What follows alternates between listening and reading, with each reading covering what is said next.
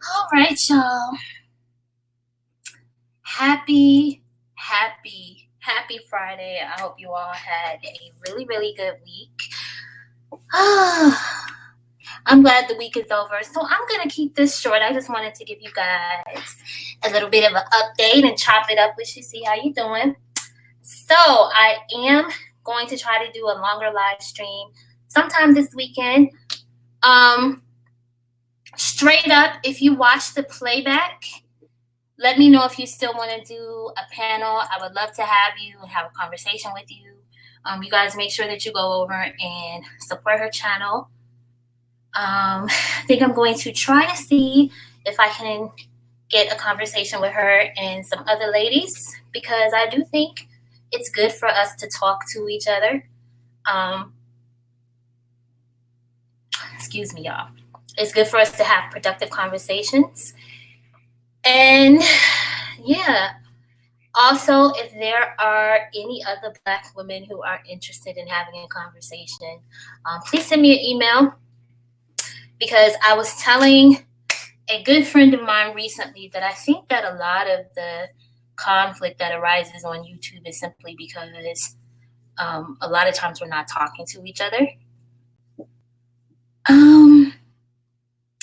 So yes, I think that would be good going forward. Outside of that, if I do go live this weekend, it's probably either going to be tomorrow evening or sometime Sunday. The reason for that is because I do have somewhere I need to be tomorrow morning. I'm really excited. Me and some other ladies that I know are going to be doing something with some school supplies for some kids in the local city. And then after that, we're going to be preparing for some other things that we want to do. So I'm really excited about that.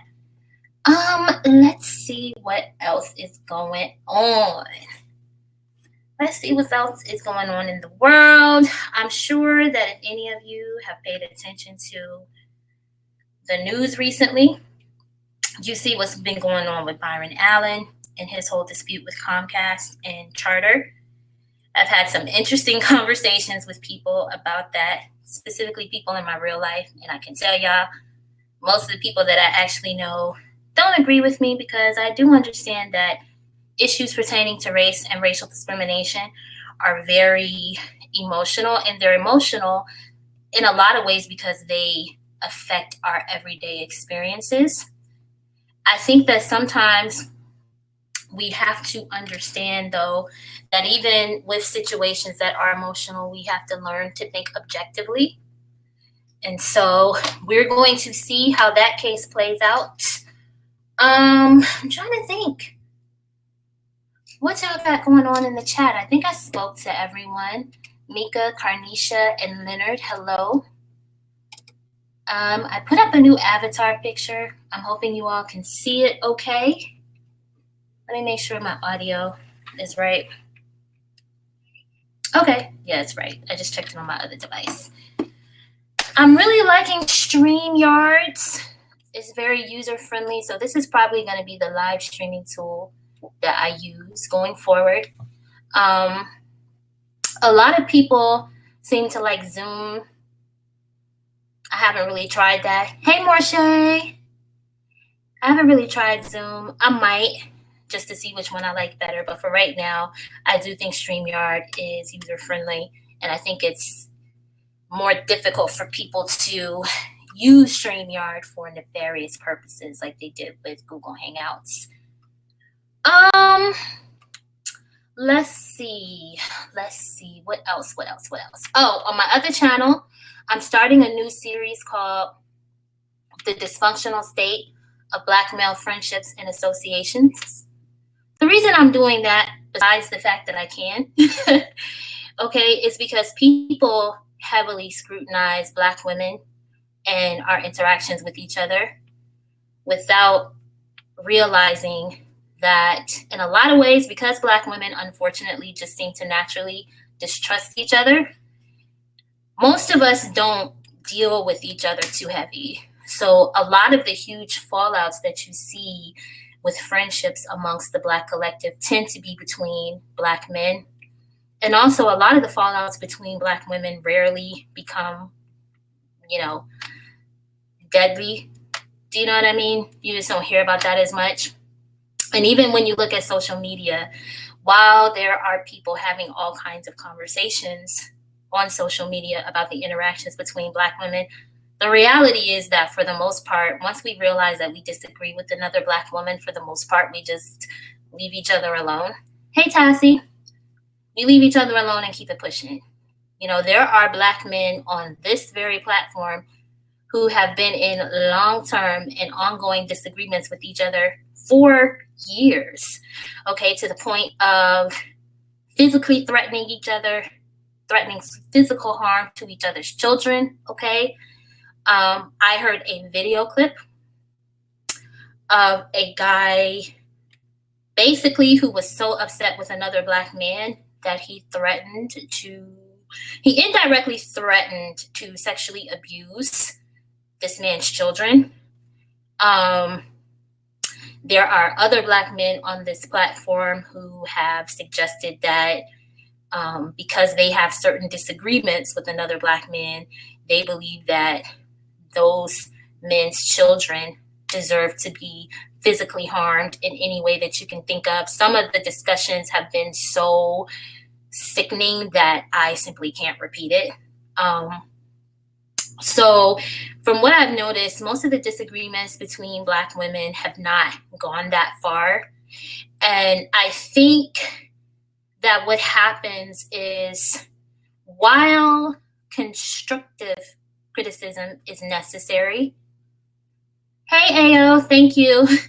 While constructive criticism is necessary and we all need to be open to feedback and self-reflection, we also need to get out of this idea of thinking that we're so horrible that we are responsible for everyone else's hang-ups, fuck-ups, and failures, because that's simply not true.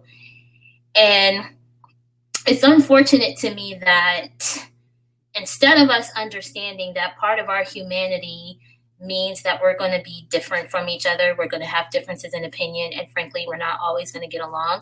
Instead of us realizing that as Black women, and at least getting to the point where we hold other people as accountable as we hold each other, we get to this place where quite a lot of Black women start repeating some of the same talking points that Black men have.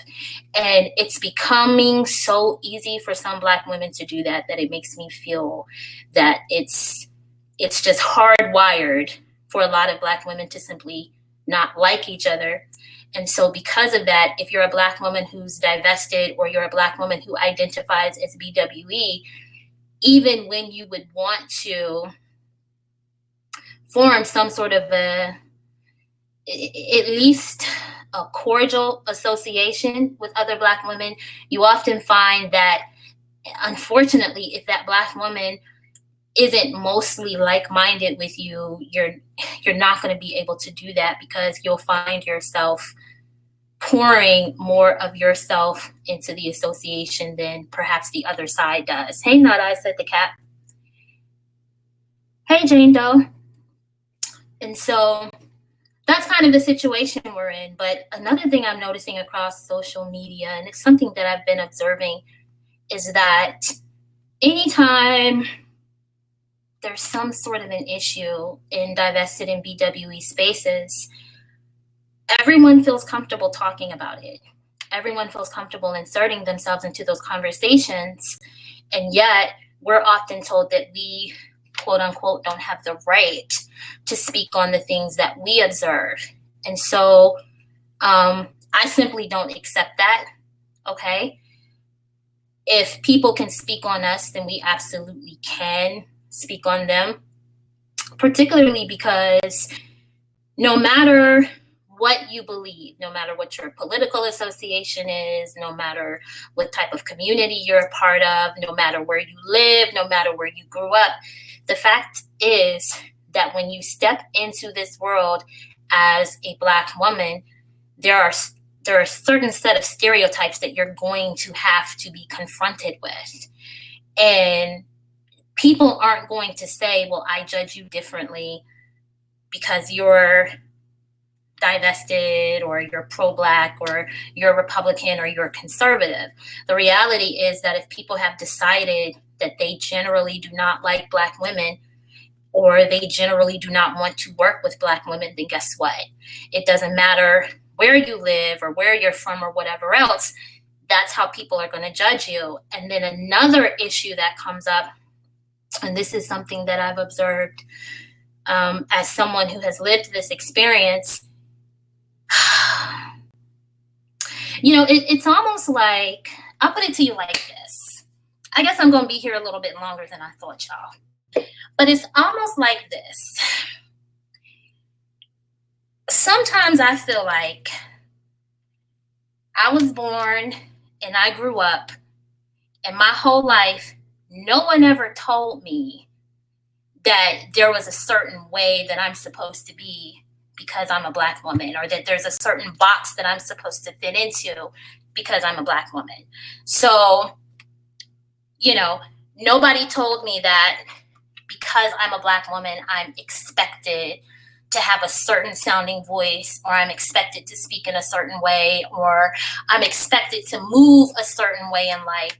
And so what happens is when you are not what other people expect you to be, and sometimes including other Black women, it becomes a reason for people to ridicule you and for people to feel like they can judge you.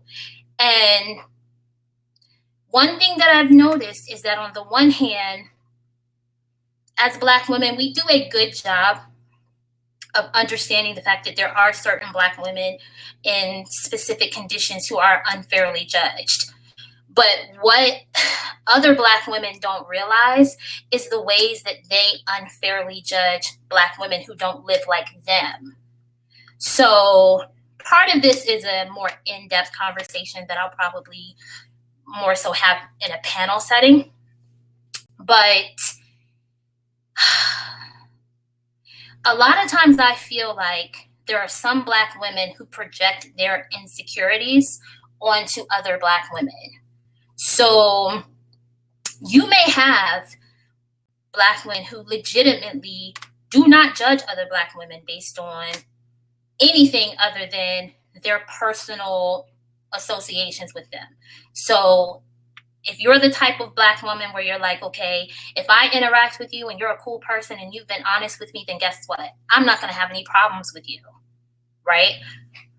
But that other person might be looking at you and they may be assuming, oh, she probably feels like she's different from me because she has a different background, whether it's in terms of education, where she grew up, her life situation, whether or not she has kids, whether or not she's married. I mean, it's like, because what people do is if they have an insecurity about themselves, right, they project that onto other Black women. So, for example, when I was single and dating, I had to understand that I actually liked my life. But because I was insecure about the fact that I felt like, well, you know what, I'm this particular age, and so I should be married, or I should at least live with a man.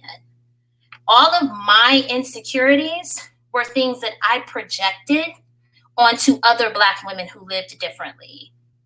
So for me personally, while I was single and just dating and living on my own, I had a moment where I had to realize, well, you know what? It's not that married Black women judge me, right? It's that I feel bad because I've allowed other people, specifically, I've allowed Black men to make me feel like there's something wrong with me because of where I am in life. And so I took my insecurities and projected them onto women who really hadn't done anything to me. Another conversation that I've had with a very small number of people is that, because this is kind of touchy, but I think that on both ends, you may have some women who have children who may feel insecure about having children. And then you have other women who do not have children who may feel insecure about the fact that they don't have kids. And so if I'm a woman without kids and I'm not comfortable with that, and I feel like every woman with a child views me in a certain way, I might need to step back and say, well, maybe they're not judging me. Maybe I feel insecure about the fact that I don't have kids. And the opposite also applies, in my opinion. If you're a woman who has kids and you assume that you're getting a vibe off of every single Black woman that you've met who's not in your situation, perhaps the issue is not every other Black woman in that situation. You could be projecting your own insecurities onto those women. Hey, Virgo Sensation. Not I Said the Cat. Super chats, you have to have a certain number of subscribers, but honestly, even if I had them, I don't see myself activating it, because when you have like ads and stuff on your channel, it's like people can control what you say. Do you know what I mean? I don't know. I feel like a lot of people, hold on, let me type this before I go there. Hold on. when I say what I got to say, it's probably going to be taken a certain way, and it just is what it is. But let me see. Sorry, guys. I meant to add the tags at the beginning.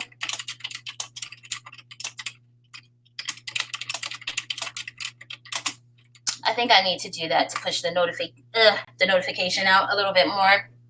Okay, so now that I've done that, yeah, even if I could have Super Chat enabled, I probably wouldn't do it just because, once your channel has to be ad friendly, I do think it limits the type of content that you can have. Because once there's an option to pay you on YouTube, then there's an incentive for you to speak in a way that you perhaps normally would not speak.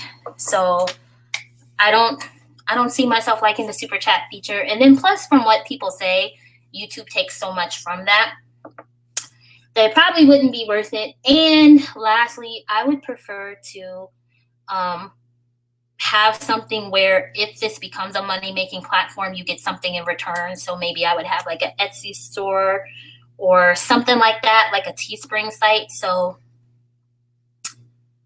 more to come on that. More to come on that. But I appreciate you for wanting to donate, but I don't, it's okay. Ayo, I don't know if it's 50%, but I've heard that it was like something like 30 or 40%.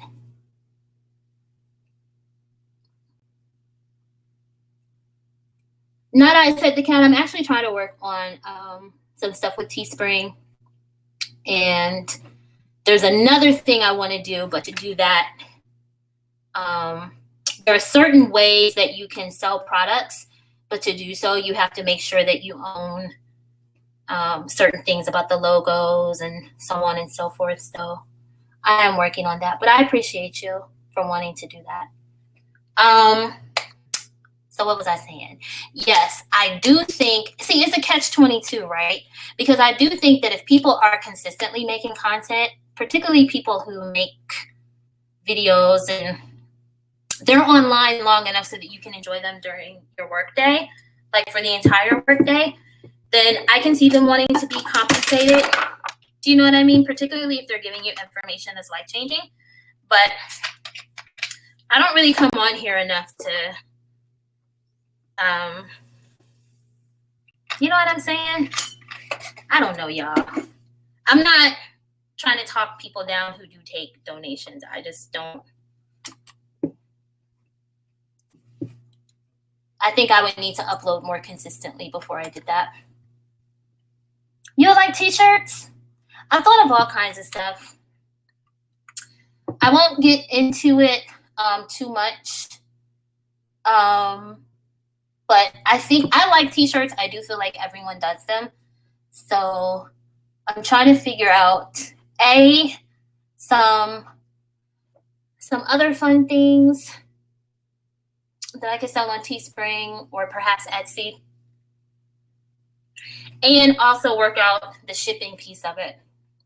Because everyone is so used to, you know, sites like Amazon now where you can pretty much have stuff like within 2 or 3 days, that the shipping thing can become problematic for YouTubers who try to sell stuff. Because I've seen people try to sell stuff through their own websites and then people complain about the shipping because it takes a little bit longer. So let's see. Thank you, Not I Said the Cat.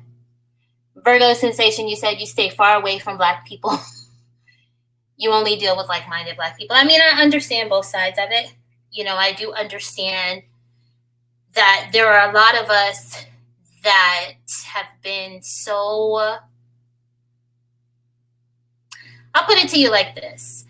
You make yourself vulnerable to people by being too open, right? And so I understand why there are some of us as Black women who feel like we take such a mental emotional and verbal beatdown from everyone else, and then to deal with it from other Black women, it does make you feel a need to be a bit closed off. So I understand that. And I also understand Black women who feel differently, you know, who choose to be a bit more open. Yeah, so I get both parts of it. But yeah, Not I Said the Cat, I think that if I had Super Chat, honestly, I wouldn't use it just because I feel like once YouTube is, once they're paying you, right? Once you're getting AdSense and Super Chats, it's like they can control what you say. So what I would probably do is just set up a store so that I could offer products.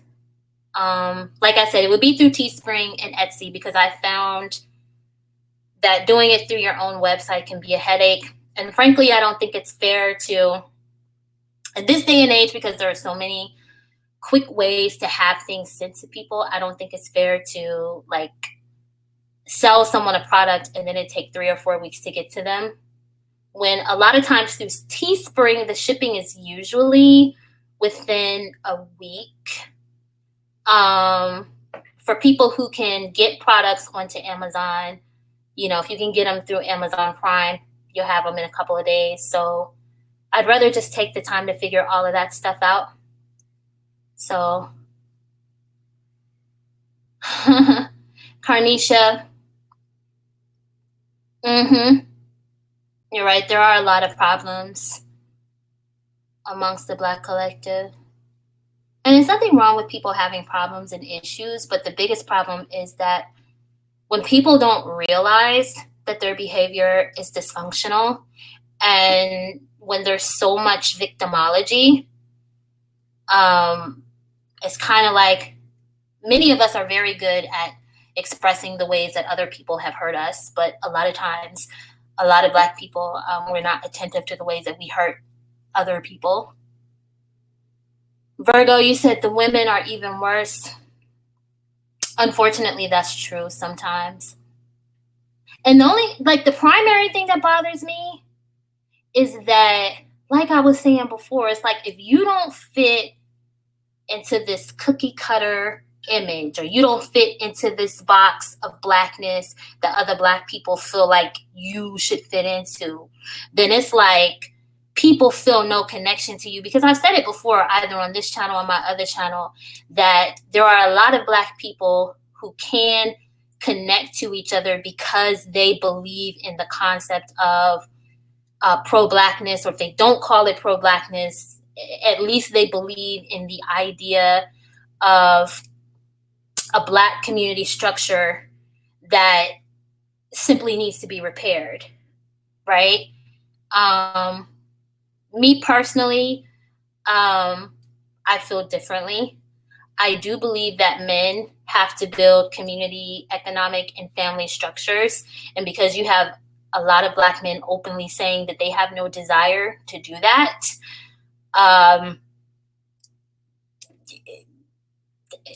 the collective is doomed, okay? Because the people who would be the best physically equipped to provide any sort of protection have simply opted out.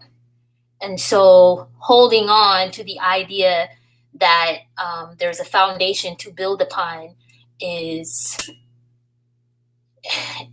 can be very dangerous, you know. But because you have so many Black people who do believe that, ultimately with most of their disagreements, they can come together, right? If you are a Black person, specifically a Black woman that does not feel that way, then you're pretty much an outcast. Not I Said the Cat, you said you support Black women who support each other in time, products, etc. I do too. I mean, there are a lot of Black woman-owned businesses that I support.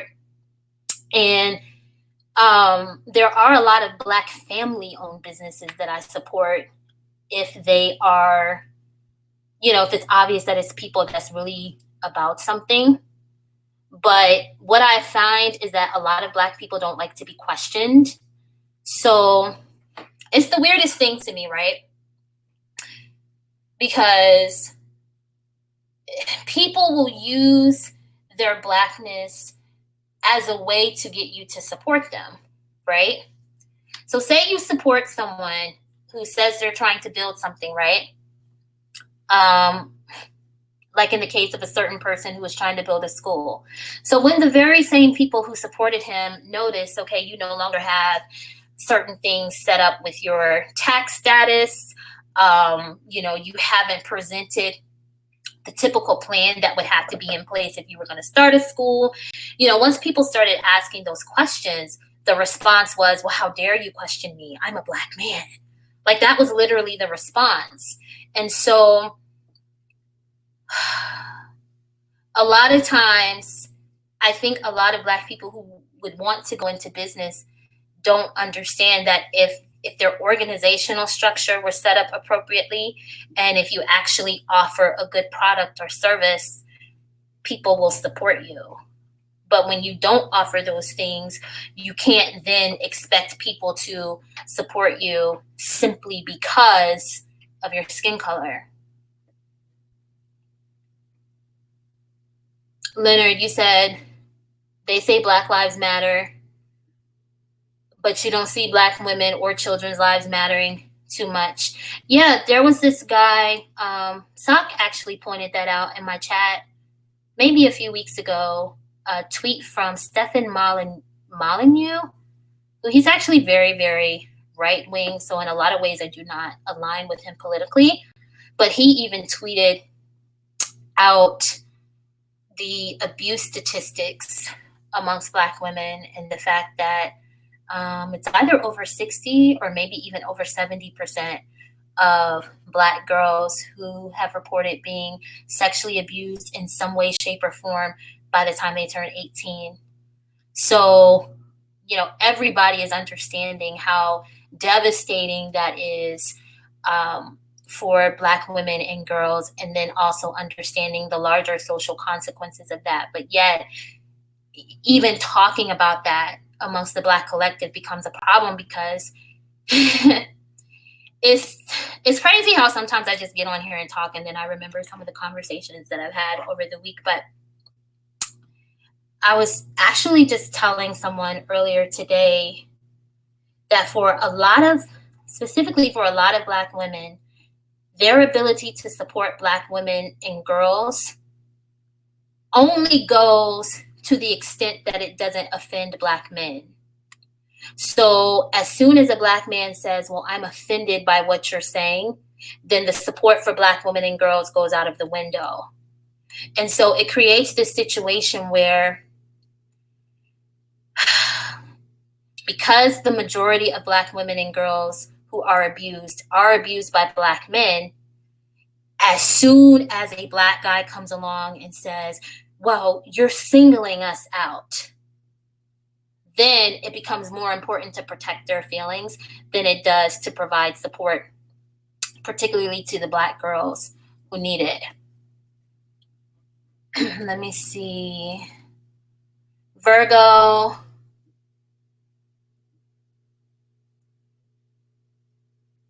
Okay, you're basically saying you have an issue with another Black woman near you, but now you mostly ignore her, and she threatened to call the police on you? That's crazy. Okay, it's good that you calm down. Yeah, it's no point in going to jail for anyone. Righto boy, you said the school's never going to happen because he took the money. He either took the money or whatever money was raised will be money that he won't be able to get his hands on, because, you can actually Google the steps required to start a school, and they're very specific. There are certain things that you have to have in order to set everything up. And the reality is that he didn't do that. And so that's why he's come under fire a little bit.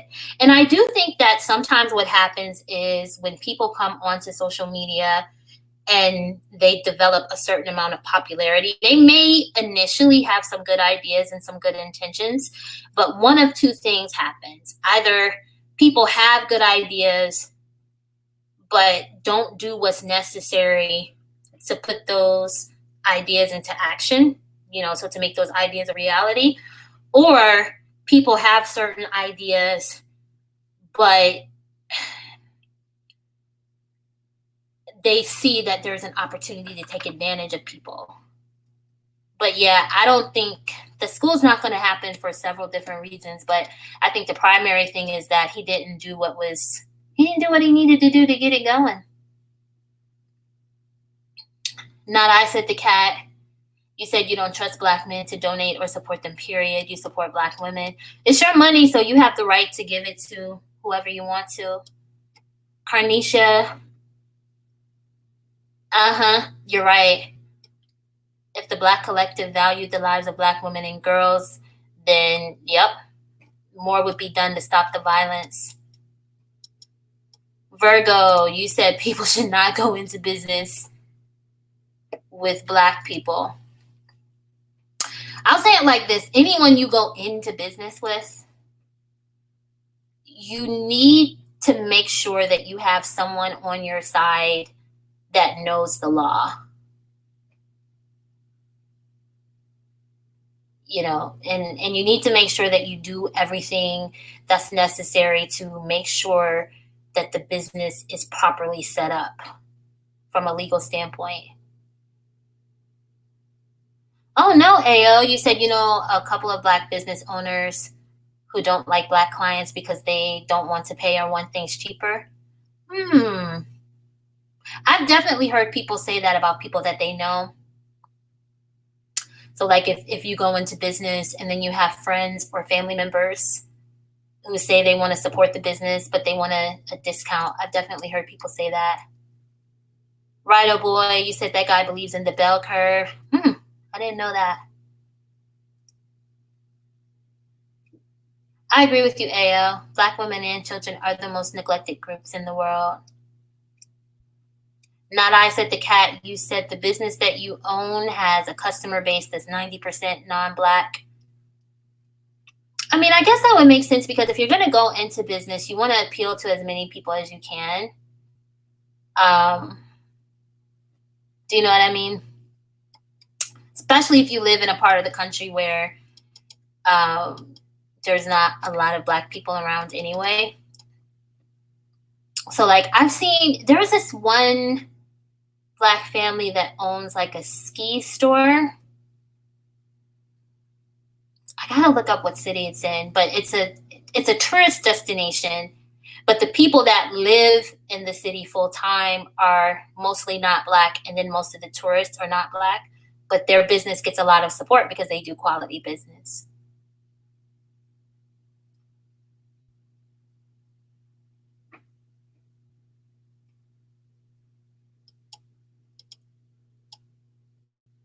Let's see. Not I, said the cat. You said Black women will make your life hell. So do you all think that there's anything that could, I'll put it to you like this. Do you think that it's possible that in future generations, Black women will be able to have better feelings towards each other?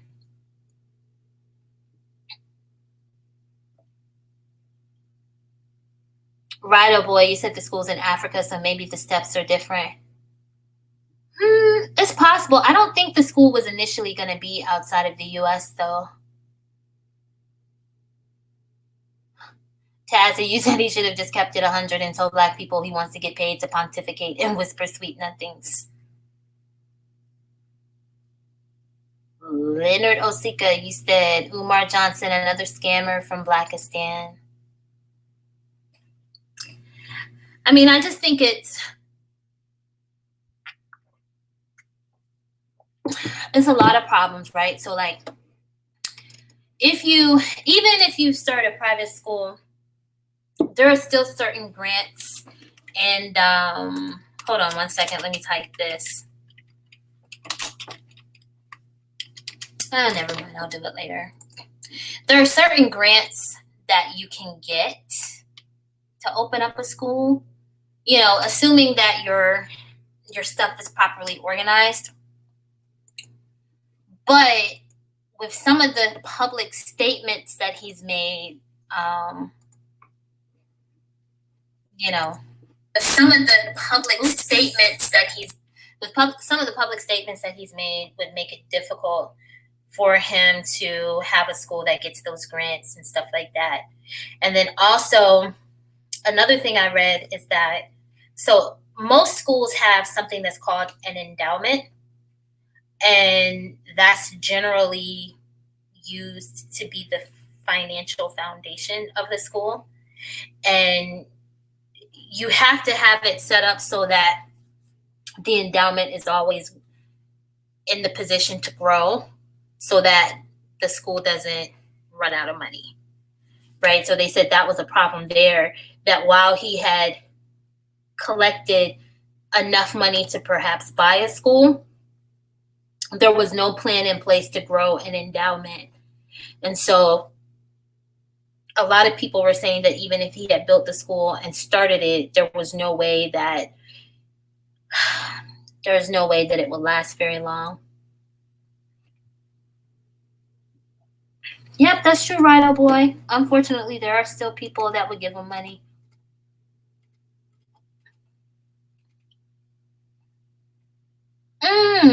Hey, yo, you said your friend comes from an island.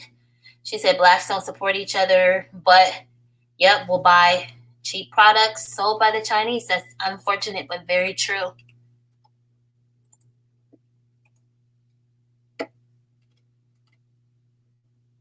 Because that's another thing that comes up, is that, and there are a lot of things that factor into this, right? But other groups of people,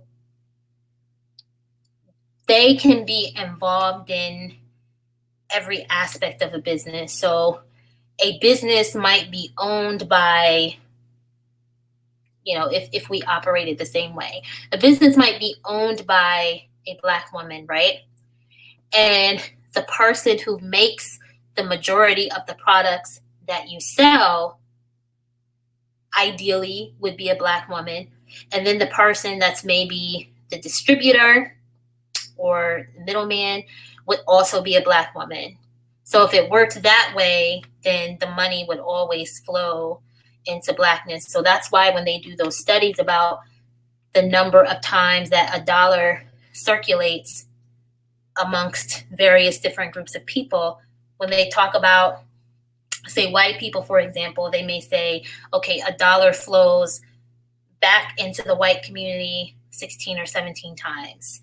It may flow back amongst Asian people 5 times.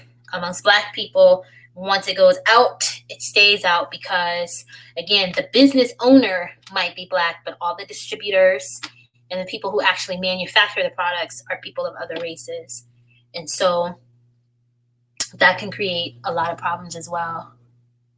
Let's see, did I miss some?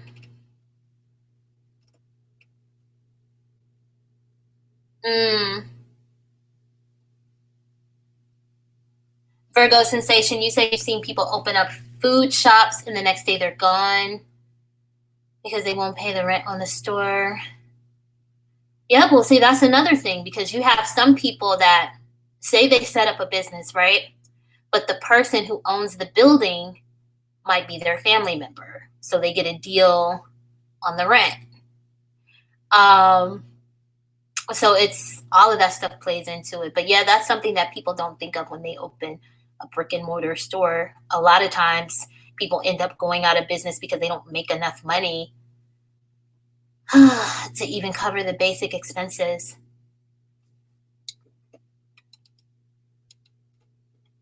Yeah, Carnisha, you're right. A lot of this does start at home. Sad but true, not I, said the cat. You said there are a few black women who are loyal to each other.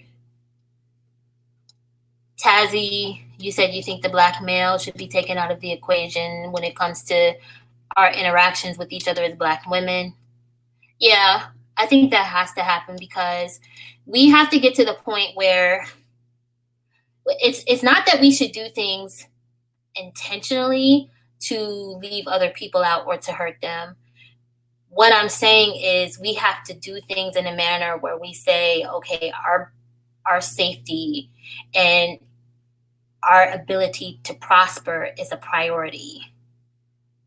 And so what that means is other people have to do what they have to do to make sure that they and their families prosper.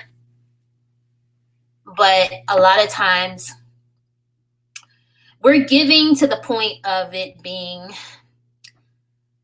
an Achilles heel for us. So we give to the point where we actually take from ourselves. And so,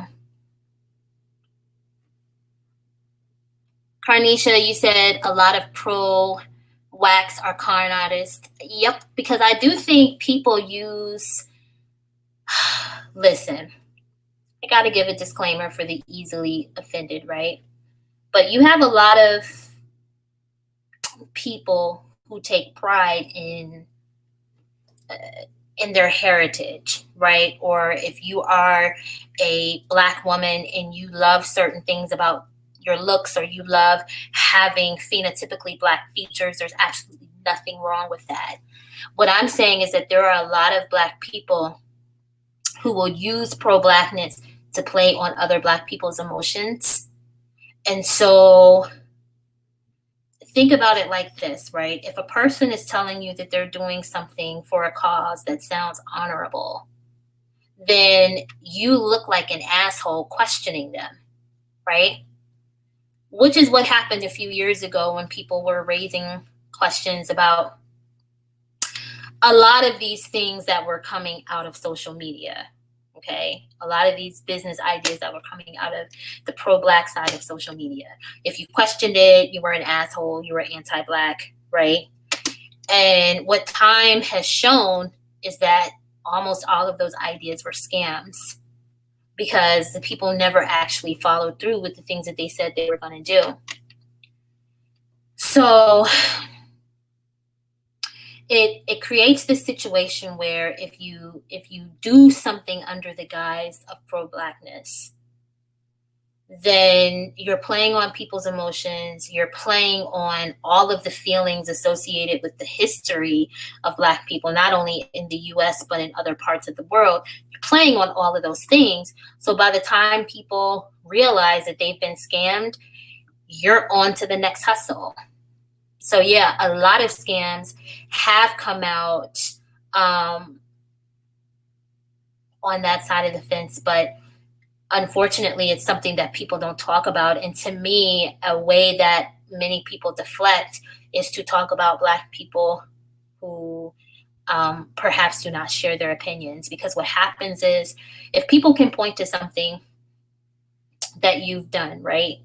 So if I catch you stealing a candy bar, and then you say, oh yeah, well, you stole a pack of now laters, all of the attention goes off of you, and it becomes my job to have to prove that I didn't steal that pack of now laters. And so that's what happens with a lot of the accusations that are leveled against us at the hands of other Black people who are pro-Black. So you have people who essentially have stolen hundreds of thousands of money from other Black people, hundreds of thousands of dollars worth of money from other Black people. But if you point that out and someone says, well, you did this, instead of that person having to be accountable for what they've done, you now have to prove that they're lying, and you have to prove that, no, I didn't do this thing that they're accusing me of. And by the time you prove that, people have moved on to the next story. And so that person who's the actual thief is never held accountable for what they've done. Let me see. Yeah, Leonard, they're going to keep giving him money. And it's unfortunate because there are people that offer similar things to what he said he wants to offer. There are also a lot of people now who are able to like homeschool children, and there are people who actually have for people who would be interested in this, they have homeschool curriculums that are like Afrocentric when it comes to the history that the child would be taught. They even have programs where, like for people who have very young children who may not be school age yet, you can pretty much homeschool them and then have a tutor come in every few weeks or every few months to just monitor your child's development. I mean, they have all kinds of things in place so that you wouldn't really have to be in a situation where you're donating thousands and thousands of dollars for someone to build a school. Okay?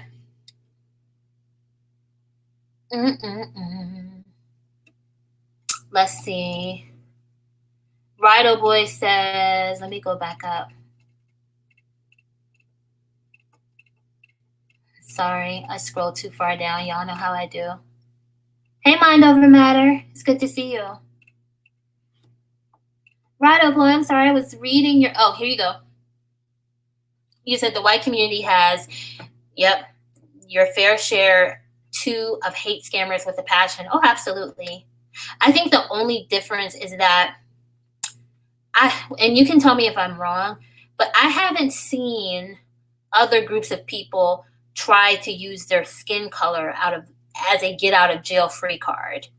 So if another group of people is calling out someone of their same skin color for being a scammer, you won't have people who then turn around and say, well, we should defend this person because they're white or they're, Korean, Vietnamese, whatever. As a matter of fact, amongst some cultures, if they view you as a scammer, you will be disowned to the point where your own mama will disown you. Okay? Like, a lot of people will be quick to call out BS, and I think that's the primary difference. But of course, scammers do exist amongst all people. The ability to steal from people and cheat them is not limited to any one particular race of people. So I do see your point there. And I think that goes without saying, right?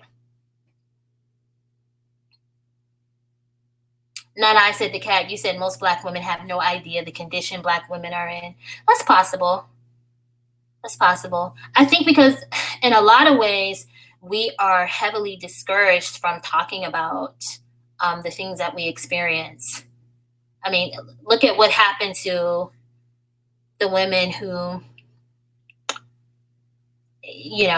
are going through the legal situation with R. Kelly, where they have accused him of sexually violating them as young girls. The primary people, matter of fact, like I said, I'm not saying it hasn't happened, but I haven't seen it. The primary group of celebrities in Hollywood who have said, oh, I'm still going to listen to R. Kelly's music, have been Black women. They had no sympathy for the Black victims who are now adults, but who were children at the time, who were young Black underage girls at the time. No sympathy for them. But you had the Brat, Taraji P. Henson, and quite a few other Black women, not only public figures, but even everyday average Black women who do not try to hide the fact that they are going to continue to support him in spite of the things he's been accused of.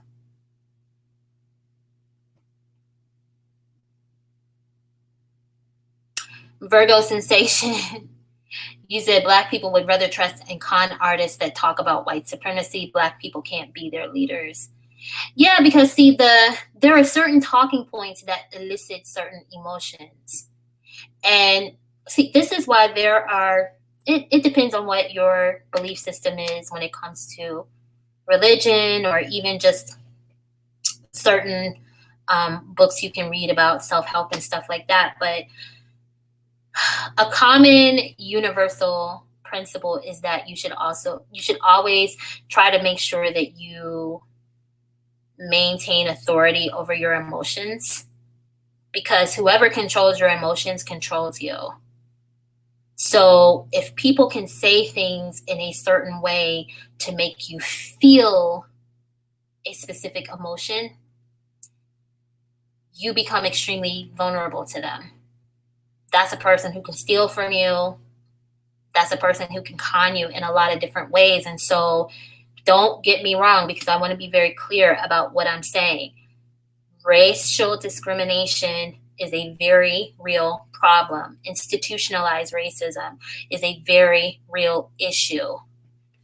But we got to be honest. Those are things that are not going to be fixed with conversations on social media. Not going to happen.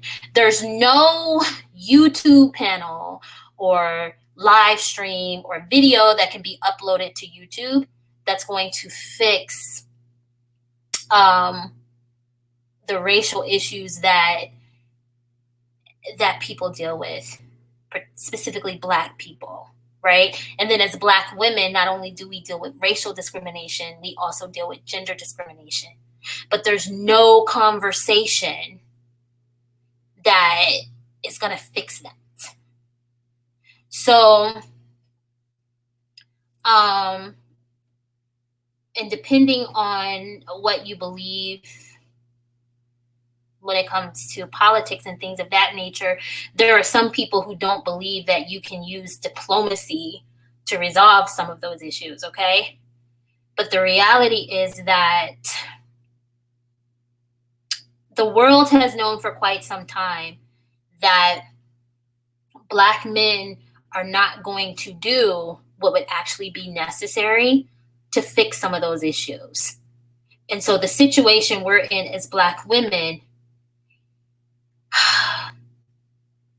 is we're in a position where we're unprotected, but yet we have to try to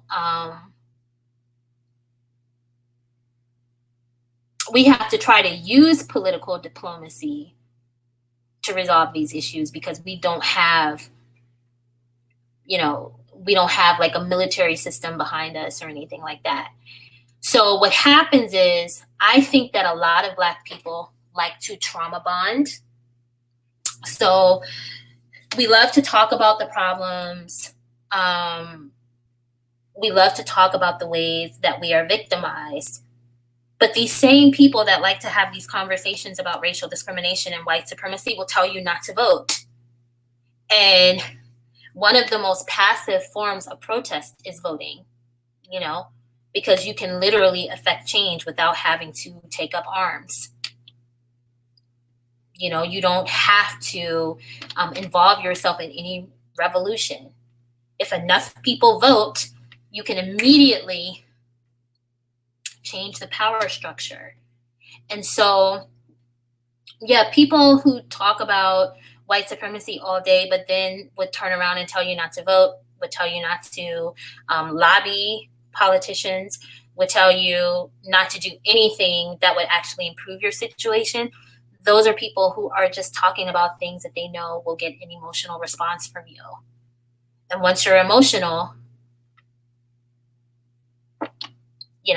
the donations pour in for them. Okay. Let's see. Ayo, you said you don't mind supporting Black women-owned businesses. Carnisha. Yeah, I don't think the school is going to happen either.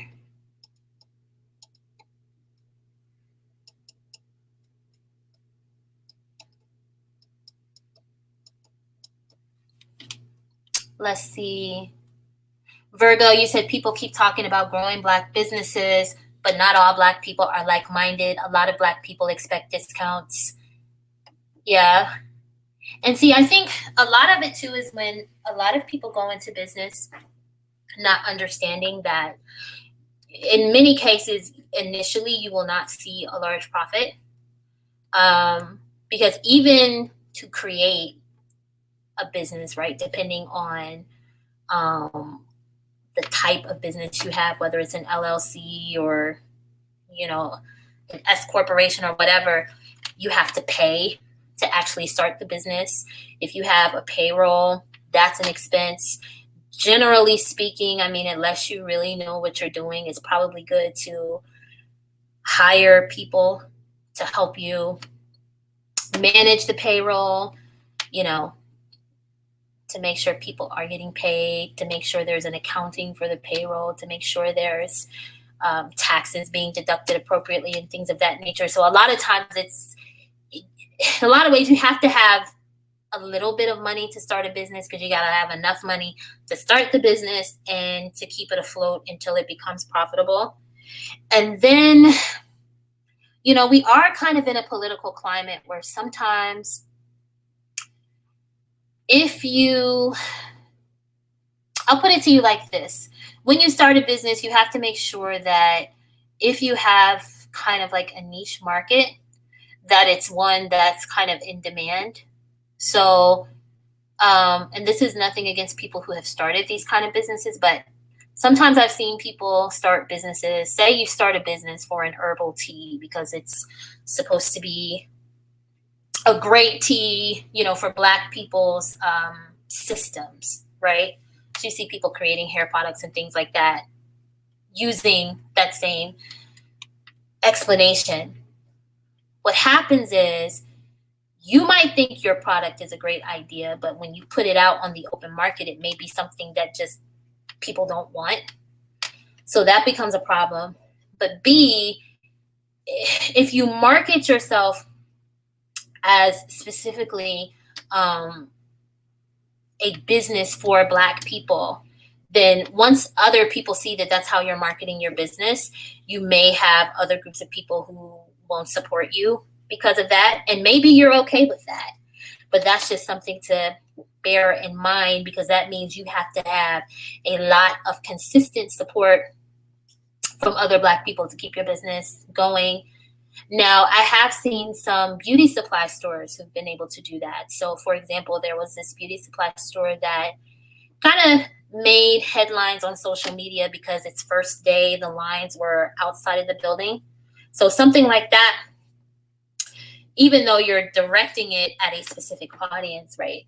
Black women, there's always going to be a demand for women in general, right? To beautify ourselves, whether it's with hair barrettes or the products we put in our hair or so on and so forth. So that type of thing can be very successful, but it's just a lot, so you have to make sure that you have a good idea for a business, and then the money to get it going, and then a plan in place to make sure that it's going to be profitable, and then something in place to make sure that you have enough of a market for consistent support to really start a business and then grow a business. And I feel like a lot of times when people talk about being entrepreneurs or not having those conversations, it's just kind of like you have people who say, "Ooh, I have this great idea for a business," but no plan behind it. Yeah, mind over matter. You said a Black business should cater to all demographics. I mean, I think that's the best way. That's the best way to make sure you have a solid customer base. Again, unless you're going into something that, is something, if it's a Black owned business, you have to make sure that you're selling a product that people would pretty much buy routinely. And so that's why I have seen a couple of Black women go into various areas of the hair care business.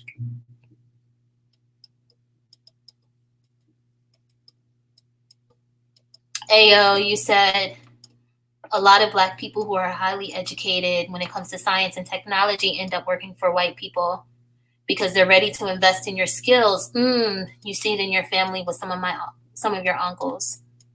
I can see that. I can see that. So a lot of times with STEM, it can be hard to find Black investors. Now you're going to have some people who will say that that's going to be because, maybe there are not a lot of Black people who have the money to invest in that type of thing. I mean, I can see that argument, although I do notice that people have money for the things that they want to invest in. But like, for example, it was, I think, one of the guys from Love and Hip Hop, the guy that was in the tape with Kim Kardashian, he invested in some sort of technological business, but all the people he went in business with were Korean. So, I mean, it's good for him. He's making his money, but it's it's very interesting that he wasn't able to find Black people to invest. Virgo, you said, is there any progress on Dr. Umar's school? As far as I know, I think there's a building. But I think there are a lot of people that still have questions about it.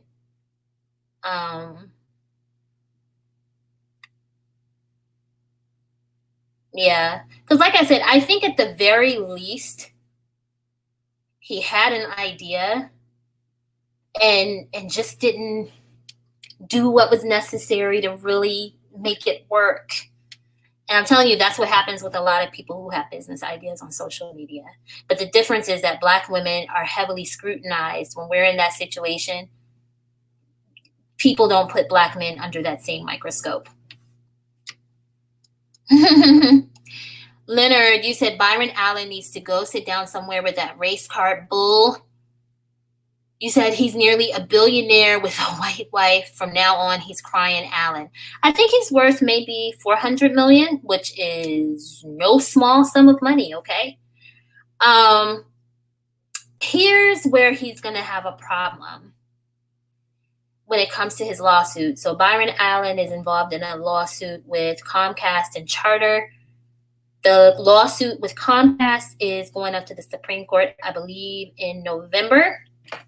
So if you haven't heard about that case, basically, Byron Allen is saying that Comcast and Charter have decided not to offer his programming as part of their cable TV services because of racial discrimination and because of an 1866 civil rights law. He's saying that it's a violation of his civil rights for them to not do business with him because race cannot be a reason for people to not work with you. And so the Ninth Circuit of the Federal Appeals Court agreed with him because their interpretation of the law is that if race is a reason that a company decides not to do business with you, then you can sue and win.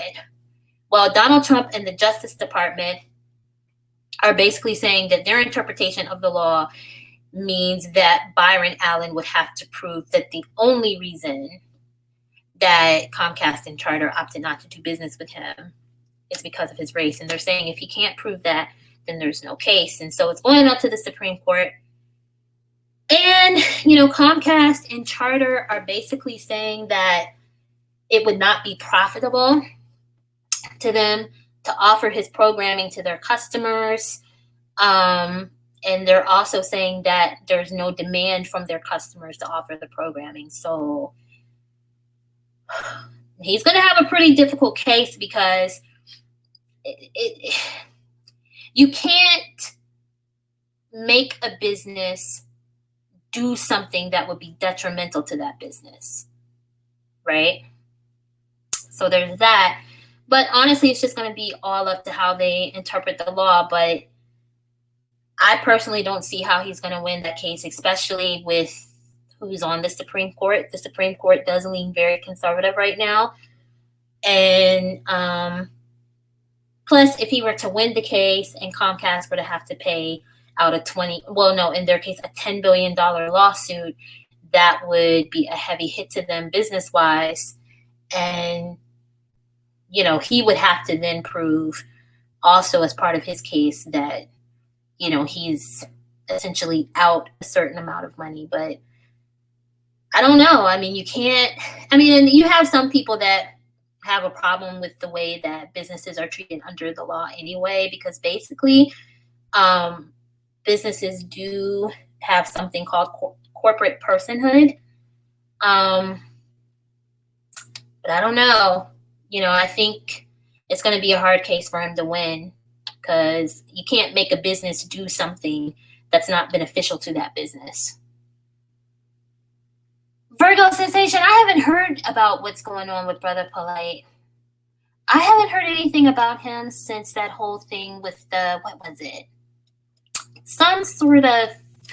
It was a company that was taking the beds from trucks. I think that's what they call them, or I guess the cargo area from trucks, and converting them, I think, to mobile homes. And Polite was saying that that was a business venture he was involved in. And so this guy comes on to social media and basically says, no, he's lying. He has nothing to do with my business, so on and so forth. So that was the last thing I heard of him. Honestly, I didn't even know he was still on YouTube. Mind over matter, you said most Black women are empaths and need to detox ourselves from narcissists and detox from supporting pro-Black. You said you recommend any empath on YouTube to search Abdul Saeed, recovering from narcissist. That's interesting. I've heard a lot of people use the term narcissist. And I've even heard people having conversations about whether or not we just live in a world where there are more narcissistic people. And so that's why, is that why we're seeing that word so much? That's interesting. Honestly, I don't know enough about it to really comment on it. Carnisha, you said the Black Collective does not even help or support other Black businesses, but help fund people who are not Black or celebrities, especially if they are, especially if they are by Black males or Black women in the industry. That's true. Mind over matter, you said, yep, a lot of Black people support the Black people that actually don't deserve support. That's very true. Because all you have to do is talk a good game, and unfortunately, people will support it. And so that's why, when it comes to the pro-Black sector, there's so many people that get scammed over there because, again, most Black people would not deny,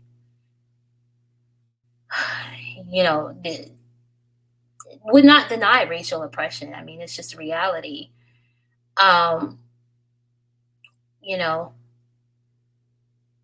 And people can use that and the emotions around that to scam. Ayo, you said if they were really pro-Black, they would be looking for a way to gain control of African resources and compete against other races in this world. What matters is economics and politics. That's interesting. I mean, I don't know, I could be wrong, but it seems like a lot of Africans wouldn't really be open to that. It seems like they make a really big point of having some degree of separation between themselves and other Black people, specifically Black Americans. And so I think one of the reasons that there's such a resource grab in Africa, in all honesty, is because you have some of the leaders who allow it. And it seems like they would be more willing to work with other groups of people than Black Americans. But, maybe it's possible that no one has really made an effort to do that. But I actually would like to see, in an ideal world, right? Unfortunately, I don't perceive it happening. But ideally, it would be best for Africans to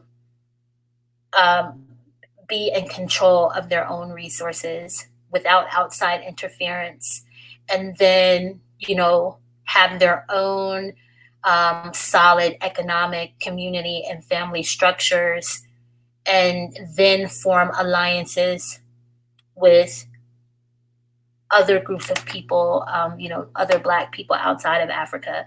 That would be ideal, but I don't think it's going to happen because there aren't enough Black men who really see that as being necessary. I mean, the reality is that as Black women who are divested and BWE supporters, we're honest enough to say that we are not collective minded. We say it, but the reality is that in practice, in their everyday lives, many Black men across the world have shown that they're not collective minded, because if so, there wouldn't have to be conversations about Black people maintaining control of the resources in Africa. It would just be something that, people automatically work towards. Because to me, if you have all the resources and you simply refuse to give anyone else access to them, eventually people would have to come to the table and do business with you. Do you know what I mean? Mind over matter, you said you would recommend not marketing to an all-Black audience, too much stress.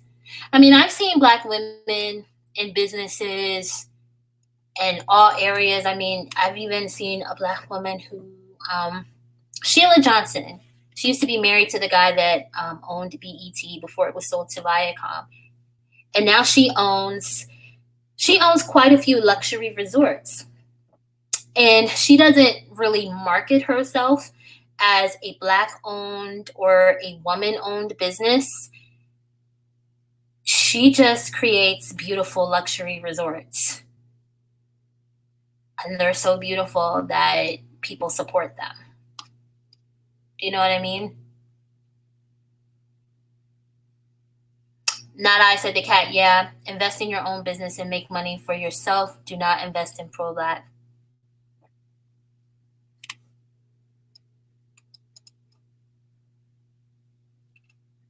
Let's see. Oops, I went too far down, y'all.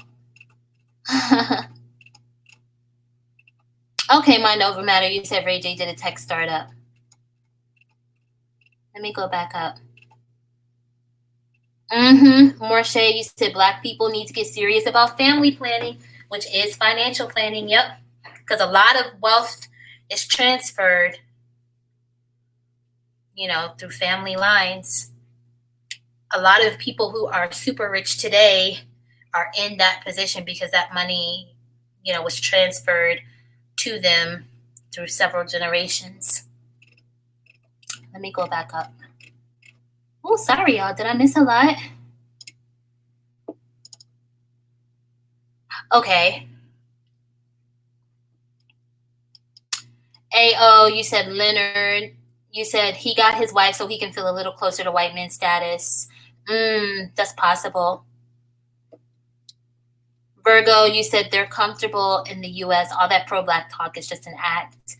Yeah, I think that if the majority of Black people in general really were uncomfortable with the system, you wouldn't see people so afraid to do anything to act against it, to the point of not voting, to the point of wanting to be so uninvolved that they don't want to lobby politicians. Do you realize that in a lot of states they have something called a lobby day, and it's usually on a day where most people are off. So it's usually on a day that's like a national holiday, and you can go to your state legislature, and a lot of times all of the different representatives from your state, or perhaps all of your, maybe even some of your federal congressional representatives may show up, right? And you have the opportunity to meet with them. A lot of times you just have to schedule it so usually if you go to the state legislature's website, right, it'll be something on there to tell you when your lobby day is, and you schedule it. You bring a couple people with you. You pick one or two really important things that you want to discuss. If you're able to get a one-on-one meeting with, a state politician, or even with one of the politicians that's perhaps representing you at the federal level, and you get to have a one-on-one conversation with that person in some instances. Do you know how powerful that is? So in the state I'm in, I saw that the state branch of the NRA, along with this organization that is pro breastfeeding, right? So it's an organization that wants women to be able to breastfeed in public without being penalized. Organizations like that, maybe organizations that are focusing on healthcare or education, all of these people every year are going to lobby day. Guess who I didn't see scheduled, at least for my state? NAACP, Chamber of Commerce, which in some cities, your Chamber of Commerce may still have people designed specifically to create more entrepreneurial opportunities for Black people. Although in more and more states now, your Chamber of Commerce is it doesn't have anyone designed to do that on a race-based case, unless it's like for Latinx people. But yeah, in my state, I was like, wow, the only organization that was majority Black was one. It was like a fraternity. That was it. Okay. Let's see. So yeah, if people were actually about change, they would make sure that they were at lobby days, because they generally don't cost anything. I mean, the only thing you really have to pay is for your transportation there. If you live, if there's some distance between where you are and your state capital, right? So you may have to pay for gas, but outside of that, it costs nothing. But yet a lot of people don't do that. A lot of people say they're about change, but they've never been to a city council meeting. In some cities, you may have a city council person that meets at a local library once a month. Just there once a month for people to come talk to them and tell them what their concerns are. A lot of us as Black people are so politically disengaged that we are not participating in those conversations. But then you hear people sitting online all day saying that they care about change. And it's like, no, you don't. Because there's a city council meeting that costs you nothing that you won't go to. There's a lobby day and you live 30 minutes away from your state capital and you won't go. So you're right. A lot of it is just an act.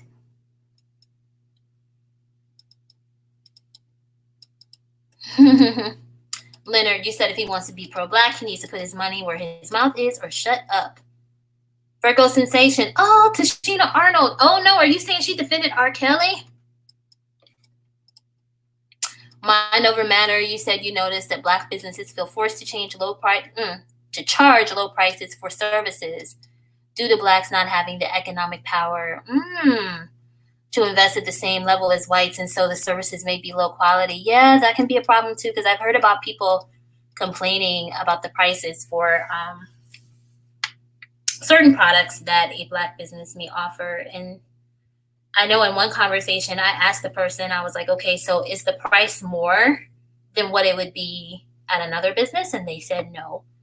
And I was like, so how do you expect that business owner to make money by undercutting themselves and charging a price that would probably be so low that they wouldn't even profit off of the sale? Morshe, you said Black Gen Xers mainly. Yep. Ayo, you said your uncle went on a business trip to Guinea. And said that the African men are corrupt. They were swimming in gold, diamonds, and all kinds of resources while the children are suffering. Yep, I've had some friends some have gone to Nigeria, and then I had another friend that took a trip, I believe, to Kenya. And I know my friends that went to Nigeria said they were at a restaurant, and there were literally children outside begging for food. And then my parents have a friend that's from Bermuda, and he said growing up, they were so poor that they would eat food from restaurant trash cans. Because in a lot of places in the world, you either have it or you don't. But if you don't have it, you are destitute and completely poor. There's no middle class, and there are no government services in place to even make sure that people have access to things like running water, sanitation, access to food. In many places, there's not a public school system. So if you are dirt poor, then you just don't go to school unless you have a family member or perhaps an organization that is kind enough to pay for your schooling. And so I'm pretty sure it would be hard to see people to see such differences in the economic classes, like to see people literally either be rich or dirt poor with nothing in between. That's got to be really hard. Right, oh boy, you said you would never listen to him again because you care for the victims. Yeah, I agree. Virgo Sensation, you said all Black people own is hair salons or barbershops. Is there anything else we can do? Yeah, I mean, I've seen, you know what? I wonder if more Black people who are inclined to be business owners should try to get into like the back end part of business, because I think there's a lot of money if you can get in, like being involved on the distribution side. So kind of being that middle person between the people who make the products and the actual store. I don't know how to get into that, but I wonder if that's a way for people to make money.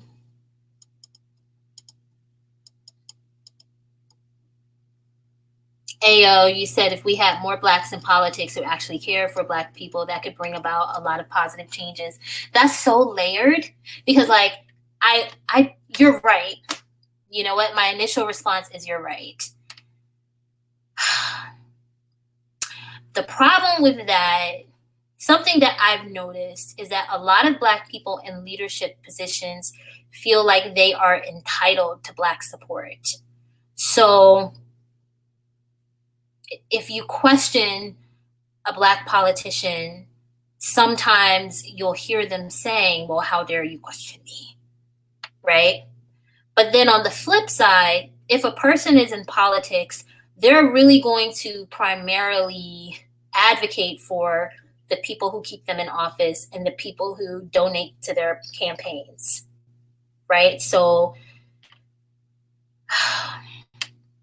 we could have more politicians working for us if we showed up to more of the type of meetings that I mentioned before. And also, honestly, if we, you'd have to have more Black organizations, specifically more organizations designed to advocate for Black women and girls. You'd have to have more of those organizations with paid lobbyists on Capitol Hill so that they could be having those conversations with the people in Congress, or even having those conversations with their secretaries or congressional aides, right? To say, okay, these are our concerns, and I am part of an organization that represents 10,000 voters. So if you want me to tell them to vote for you, I expect you to deliver these things for me, something like that. Because I've actually, seen people say that a lot of the ways that their lobbyists gain influence is not always speaking directly with the politicians, but maybe developing friendships or at least cordial associations with their congressional aides or their secretaries or someone else on their staff. And that requires a level of maneuvering and frankly, a time investment that I think a lot of us are not interested in. Leonard, you said you have a tough question with the huge financial success of Oprah or Tyler Perry, lazy, or even crying Allen. Is that not some proof that institutionalized racism or oppression has lost? Well, the reality is that, that's 1, 2, 3, 4 people. I mean, just to be objective, the success of 4 people is not an indication of the success of an entire group. I do think that the fact that there are Black people who have experienced success, that means things have progressed further along than what they were. But, there aren't 500 Oprahs, right? So the problem is that once Oprah retires or once she transitions out of this life into, her spiritual existence, what is in place to make sure that in the next generation there are 50 Oprahs, and then the generation after that there are 200 Oprahs? And then what is there in place to make sure that there will be suitable partners available for those women? And so that's kind of the problem. I mean, now, and even out of all of those people that you mentioned, only, let's see, only one of them is married to a Black woman.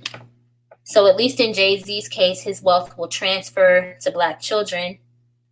Oprah has no children. I think Tyler Perry has one child. And so, okay, his wealth would transfer to a Black child. Oprah, it would depend on who she leaves her money to, but it's possible her wealth could transfer back into Blackness unless she decides to leave her money with her organizations, which wouldn't be a bad thing because that would mean that that money would still benefit Black people. But I don't really think it's reasonable to use like a handful of examples to say that an entire system of racism has disappeared.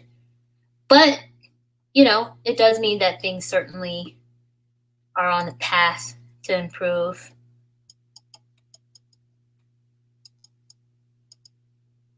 Ayo, you said, if you have a business that caters to Black people, focus on those who have money and education. Marsha, you said you can't talk about wealth without family planning. I mean, that's, you know, that's one thing a lot of people don't realize, because even, say you have a married couple, they're happily married, they're a stable couple, but they're not rich, they're not wealthy. But when they die, they have maybe life insurance, they have some money in a bank account, and they have a house. And they're able to pass that on to their children. So maybe they leave the house to one child and they leave the other money to another child. That one child has a house, so that's land. Land can be very profitable. And they can either keep the house and live in it. So that means the money that they would typically pay on a mortgage is money they can either invest or save, or they can sell the money and invest or save. I mean, sell the house and invest the money or save it. And then the other child gets the money, right? So the insurance and the bank accounts, and that's money that they can invest as well. If you have a few generations of people with that type of foundation, and each generation builds upon that foundation, then in a few generations, that family can very easily be worth even $2 or $3 million. So over time, you can build a solid amount of financial stability that way. So you don't have to be like super rich to financially plan or build wealth. So that's a very good point, Marsha. Oh, dang, Nada, said the cat. You said your family doesn't even know your business name. You don't do business with family and friends. I don't blame you. Mind over matter. Yep, market research is very, very important. Virgo, you said you want to go to people's houses and transform them. Your passion is interior design. You said you want to start a business but don't know where to start. That's a good idea. Have you ever thought of contacting, I don't know if you're in the UK, Virgo, but if you guys have an organization similar to Habitat for Humanity where they rehab houses for underserved communities, a good way to kind of get into it is to contact an organization like that and see if maybe they need help with interior design for those houses. And then go from there.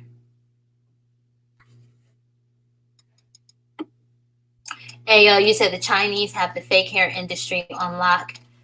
Yeah. I have seen some Black women get into like the one side of that business, you know, where they sell the hair. but Chinese people and then some other Asians have the distribution side of that business locked down. Virgo, you said sometimes you can't do business with Black people. Sad but true. Morse, you said you don't travel with Black people. They play too much. Mind over matter, you said it's a big fuss over one school. Black people are so small-minded. Umar needs to shut up. Carnisha, you said like Beyonce with the Nike situation, she monopolizes the market from that deal.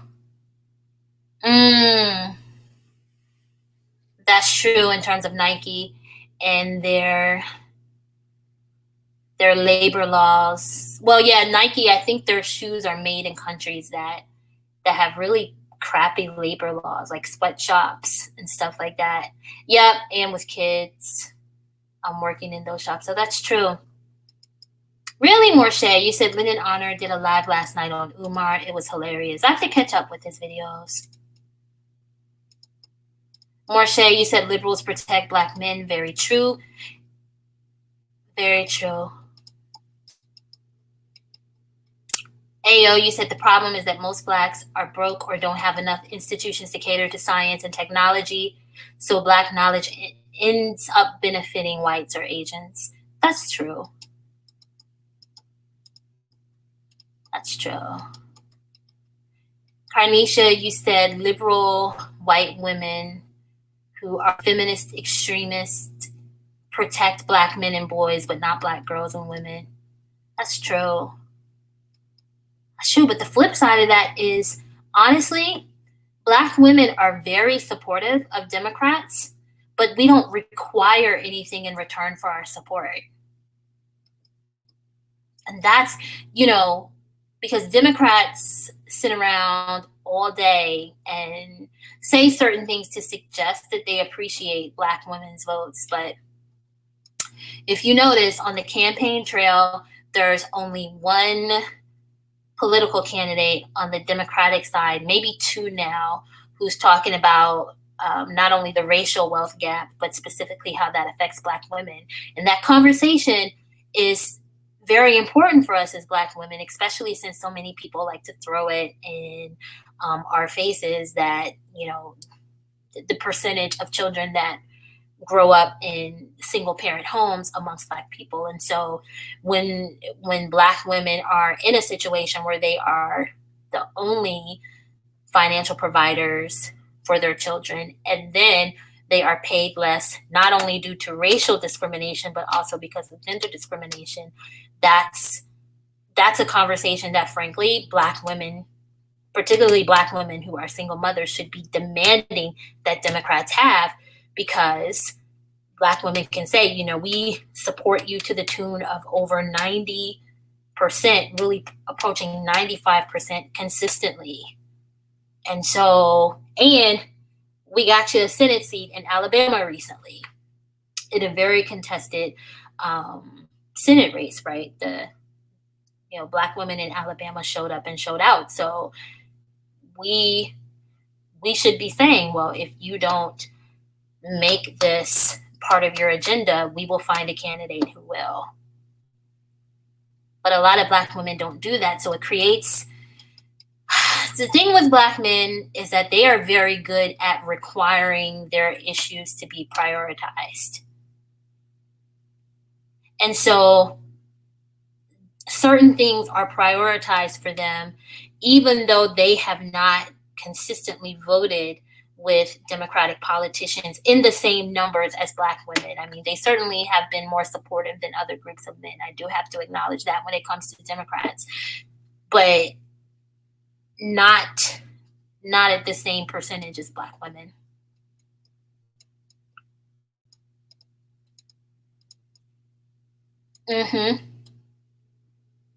Ayo, you said liberal social justice warrior white women use people of color to attack white men. They can't be trusted. Yep, you just got to understand that they're always, when it comes to political matters, they always work hand in hand.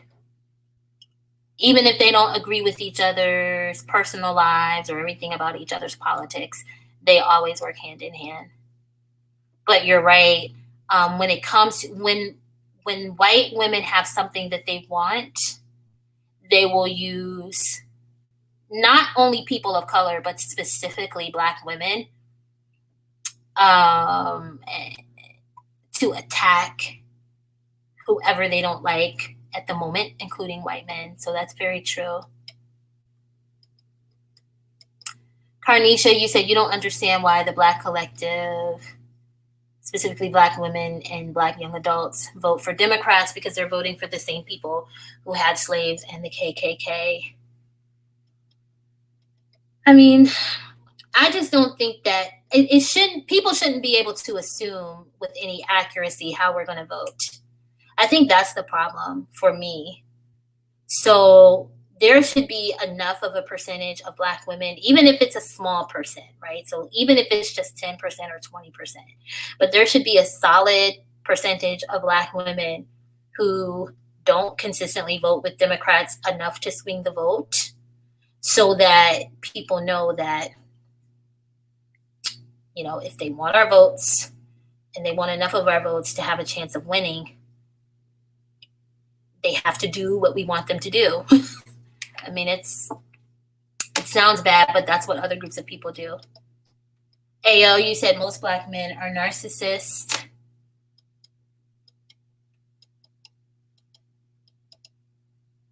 And you said Black people are easily fooled. I do believe when it comes to certain issues, we're too ruled by emotion. Mind over matter, you said everything is written down. Okay, in terms of mind over matter and Not I the Cat are talking about business ideas. And Mind Over Matter said everything is written down. There's a learning curve that will take about 6 months. Okay, to get started. That's awesome. That's awesome. Carnisha, you said white women love the fact that they can use Black women and girls and Black children to tear down white men, because white women and Black men do, like, they want the Black male's collective power. Ayo, you said true Africans are tribal and many worship non-Black foreigners. I've heard people say that. Not I said the Cat. You said before you started your own business, you had your ideas written down for years before you saved enough money. That's awesome. So you had like a vision board. Virgo.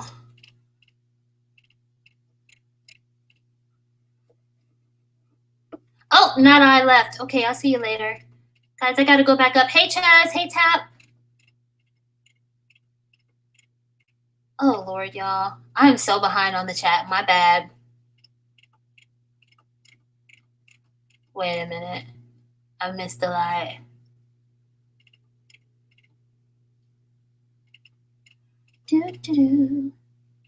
Oh, Leonard left. Have a great evening, Leonard. I hope you have a good day at work.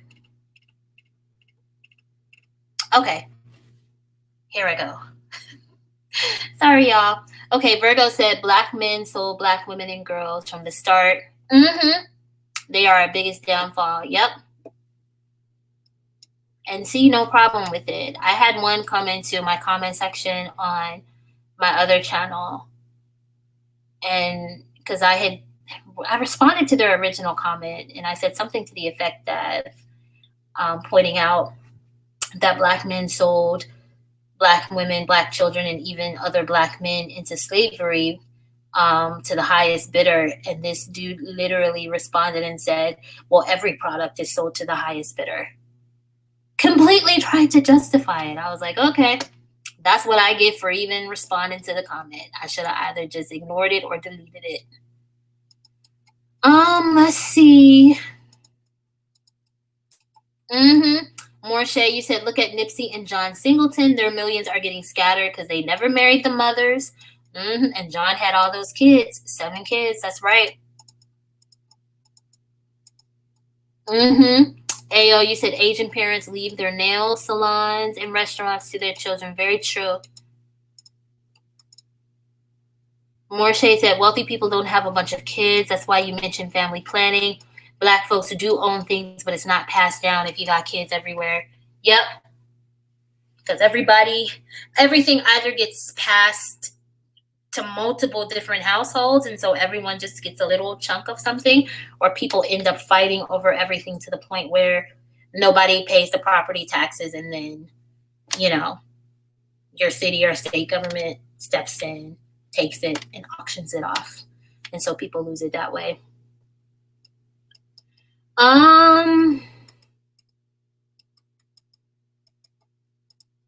Mind over matter, you said they sold us out, yet always expect black men to build with them.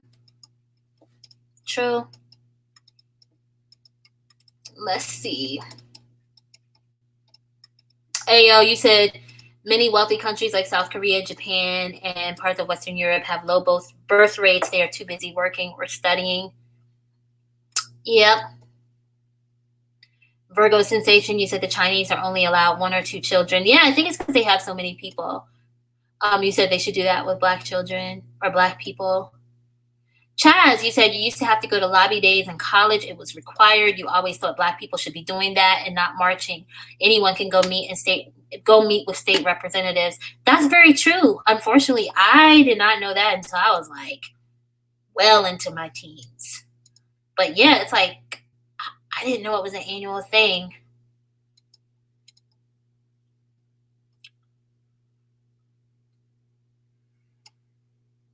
Yep, mind over matter. You said they're always looking to send black women out to build for them. Yep, and there are too many black women who are willing to do it. Carnisha, you said Eastern Europe is rich because of tourism and trade and STEM, along with tech and engineering. Morshay, you said the Chinese fuck themselves with OT having boys for decades. Yep. That's why there's a shortage of women. But that's working out pretty well for East African women, though. Because I've heard that there are a lot of Chinese male workers that go to East Africa and then I believe parts of Europe looking for wives just because there's a shortage of women in China. Let's see. Morshay, you said most black social justice warriors have a dysfunctional background. Yep.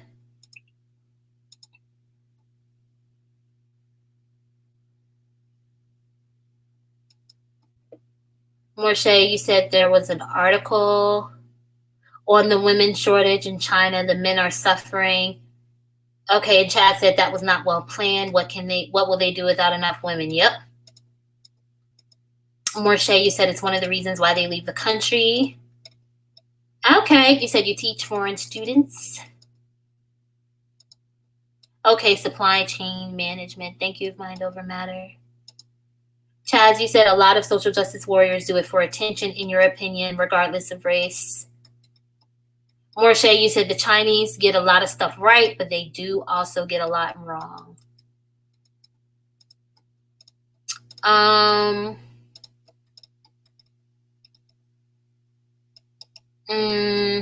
Let's see.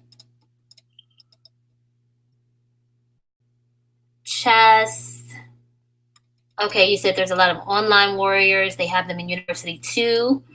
Oh, that's interesting. You said you think college leads you in the direction to be a social justice warrior. I can see that for schools that are known for being very liberal.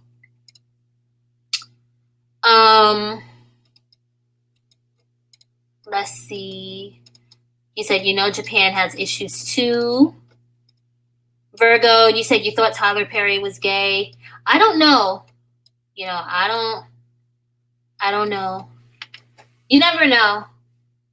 But I know that was a rumor that was going around on social media. But I mean, unless I just missed it, I've never seen anyone come out and say that they used to date Tyler Perry and they were a man. So I don't know, but I did hear that rumor a few years back. Morshe, you said your husband is Japanese. You go there once a year. Oh, wow. You said it's actually cheaper to fly to Japan than. Oh, I can see that. I can see that. Let's see. Mind over matter, you said there's a lack of real education and economic knowledge. The populists are dumb. Black people are even dumber. You were scared when you realized how much you didn't know, and you know more than most. Oh, wow. Ayo, you said your uncle said that. Oh, you're saying that Africans call westernized blacks whites because we're westernized? That's interesting. I wouldn't be surprised because I have heard that, at least in parts of Africa, they don't really feel any sort of kinship or connection with black people outside of Africa. Chaz, you said you have mixed feelings about Oprah. I think a lot of us do. Let's see. Oh, mind over matter. Okay, you said you think you got a surrogate. That's possible.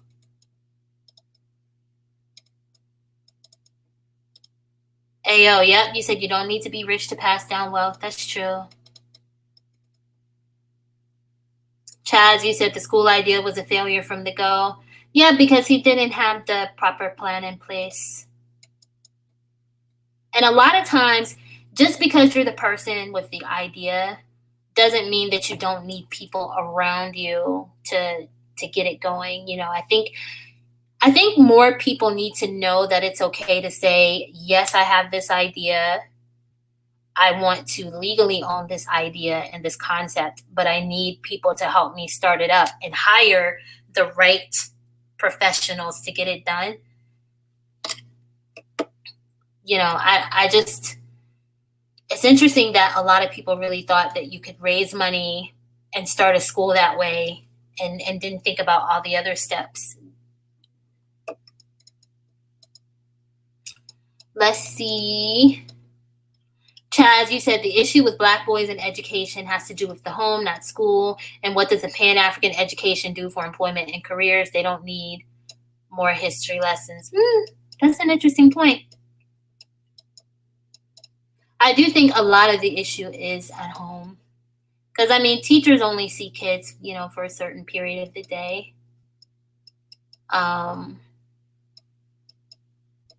Tab, you said black women support everyone without expecting anything back. Yep, Democrats, black men, white women, etc. The only people we expect anything back from is other black women. Boom. Okay? That is so true.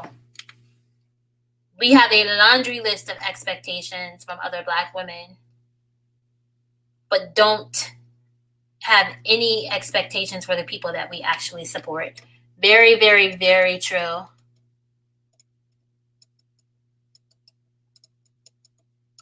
Let's see. Chad, you said poor people probably can't afford private school. Why spend money on something already publicly paid for? That's true.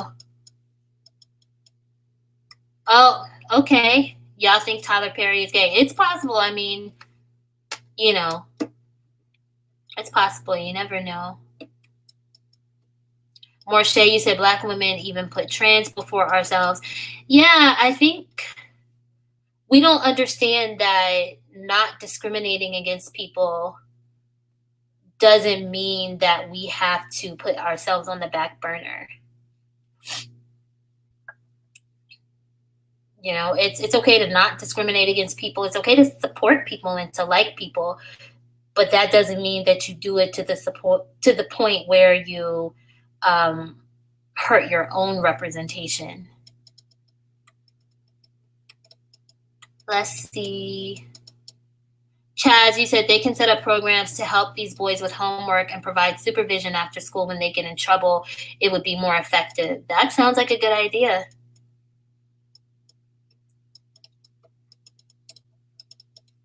Let's see. Hey, the last shall be first. Let me go back up.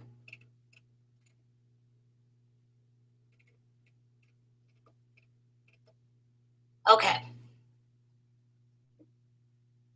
Okay, Morshe, you said Nigerians are the biggest ones to worship non-black foreigners and they love Trump. I believe that. Chaz, you said you have a problem with black women speaking out for other people. Yeah.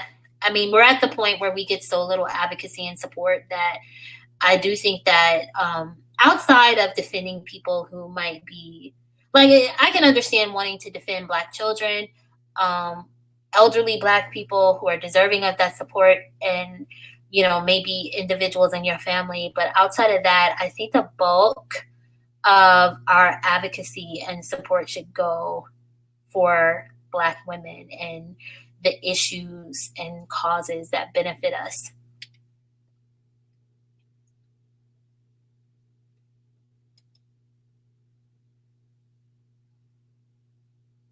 Chaz, you said, why do black women have to act like everyone's mom? We can't help it. That's true.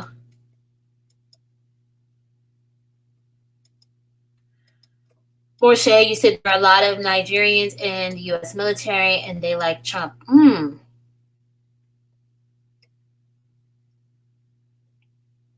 Morshe, you said being a military brat and a former military wife yourself, you are around them quite a lot. Their love for white foreigners is so gross. That's crazy. Virgo, you said, do you think many black women have undiagnosed mental health problems? Yeah. And I think even the ways that so many of us have difficulty maintaining even basic cordial associations with each other is a mental thing. Like hating your own image so much that you lash out at anyone else that looks like you or reminds you of yourself is a fucking problem. Only being able to identify with your own representation and likeness,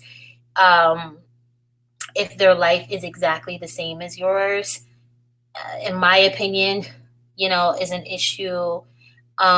Being completely oblivious to the way some black women are just so ignorant of the ways that they hurt other black women is a problem. Even the ways, like, there are some black women in conversations or disagreements with other black women who only hear what the fuck they want to hear. That's a problem. There are some black women who, how do I want to say this? I've been in at least one situation in my life where literally there was another black woman who could not even be honest with what she was upset about. So what she did is she took something from a conversation and in a statement that another person made that wasn't even directed about them, and holds on to that and says, well, this is why I have a problem with this person. And it's like, okay, but what you're mad about has nothing to do with me or even that other person, which means that you're mad about something else. And you don't have the ovarian fortitude to be honest about it. So yes, for all of those reasons, I do think a lot of us could use a sit down with a counselor. Carnisha, you said you don't get why black women are fighting for immigrant rights and freedoms when we're the last ones cared about. Very true. That's true. The last shall be first. Gay men do have children too. Morshe, you said you're tired of black women in this immigration fight. Sit your ass down. Yep. Especially because we could not rely on immigrants to stand with black women when it's our turn to fight for something. I mean, other groups of people only fight for their causes. So if you notice, for the most part, people who are about immigrants' rights, you don't see them talking about healthcare unless it's specifically an issue that affects immigrants. You don't see them talking about prison reform unless they're specifically talking about how, mass incarceration negatively affects immigrants, but they don't talk about how it hurts other groups of people.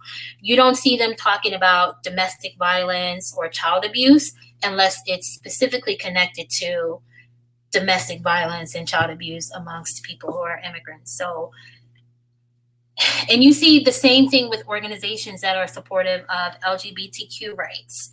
If it's not an issue that specifically affects people in that group, they don't get involved. And so Black women, we have to be the same way.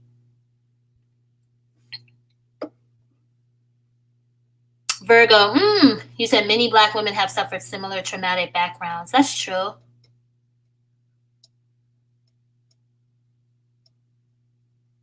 Morche, you said every other post is about immigration, and half of these men that are coming over here are violent. Oh, wow. Check their backgrounds. That's interesting.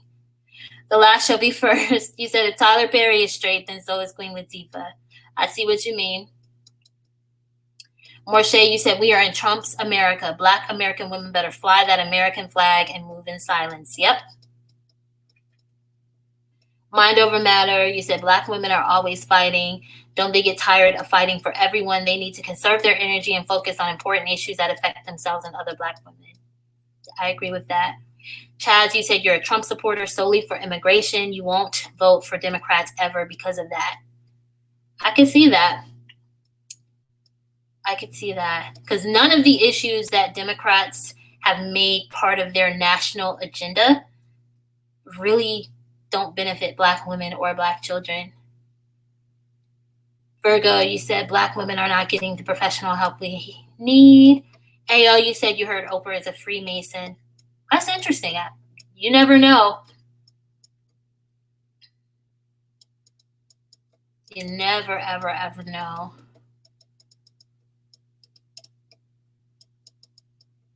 Morche, you said you're for closed borders. Black women do not understand how bad open borders are. I don't think any country should be supportive of open borders. I don't see how a nation could secure itself if the borders were completely open.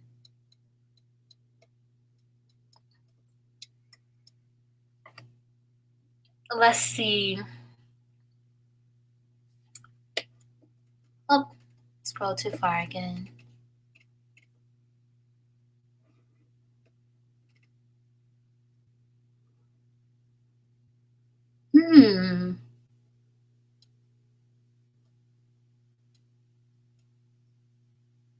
The last shall be first. She said we must stay away from defective Black women. Yeah, because one thing I do know is that a lot of times there are Black women that will use Black men to attack other Black women. I saw something like that play out on YouTube this week, and actually the guy is the one who pointed it out. So there was I don't really know how the disagreement started, so I don't want to speak too much on that part of it. But there was a disagreement between a Black woman on YouTube and a Black male YouTuber.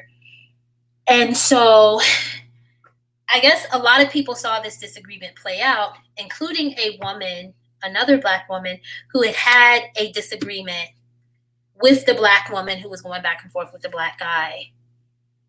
And I don't think it was her who did it, but someone, I guess, who called themselves defending this woman sent the guy all this information, apparently, about the Black woman that he was going back and forth with. And he talked about it in a video. He was like, someone sent me this woman's information. And he was like, whoever sent this to me, he basically was like, you're trash, because why would you send me someone's information expecting me to do something to them? And then if something happens to this girl, I'm the one that has to take the fall for it because you've sent me her information. So it's crazy. I mean, it's a lot of stuff I've seen play out on here, y'all. It's certain things that some of us have been so adamant about, and I won't really go into it again, but certain things some of us have been so adamant about because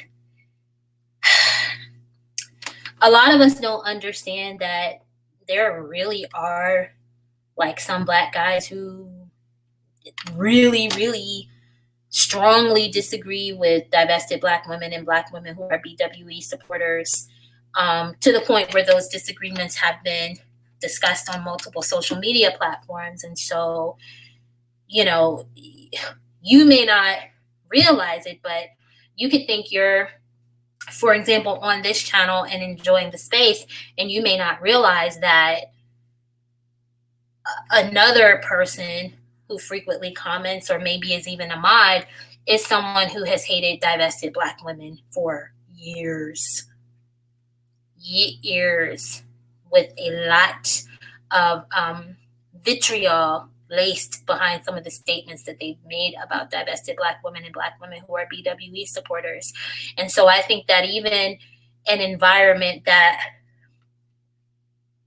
you know, wouldn't at least let Black women know, like, hey, there may be people in this space who have strong differences in opinions with you, so just be careful, like, because you don't realize you're just commenting in a chat, but that person is literally taking screenshots of everything that divested Black women are saying, and then going back to their channels and making videos where they show screen recordings of comments that you made thinking that you're in a safe space, right?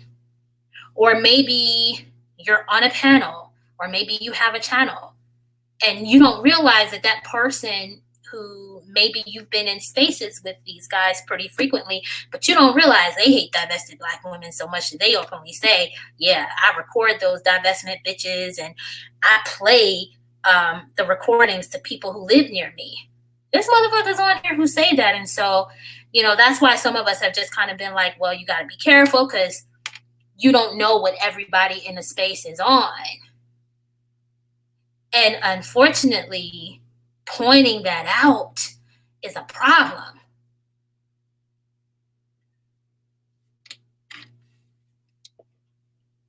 So you got to be careful because it's not just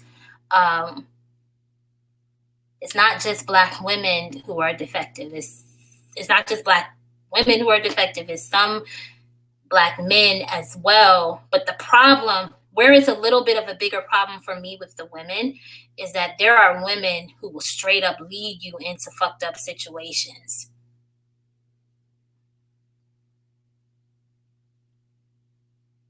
Look at Kanika Jenkins in the videos that circulated with her so-called friends the night that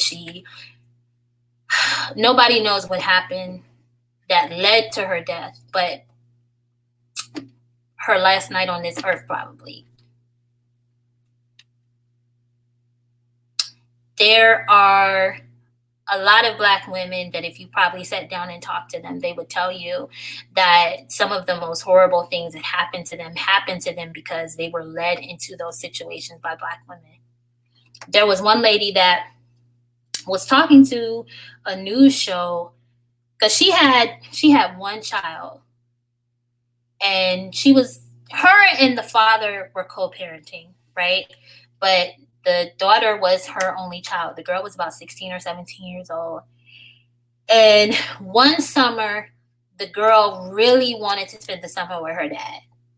So mom agrees to it. The girl seems really excited.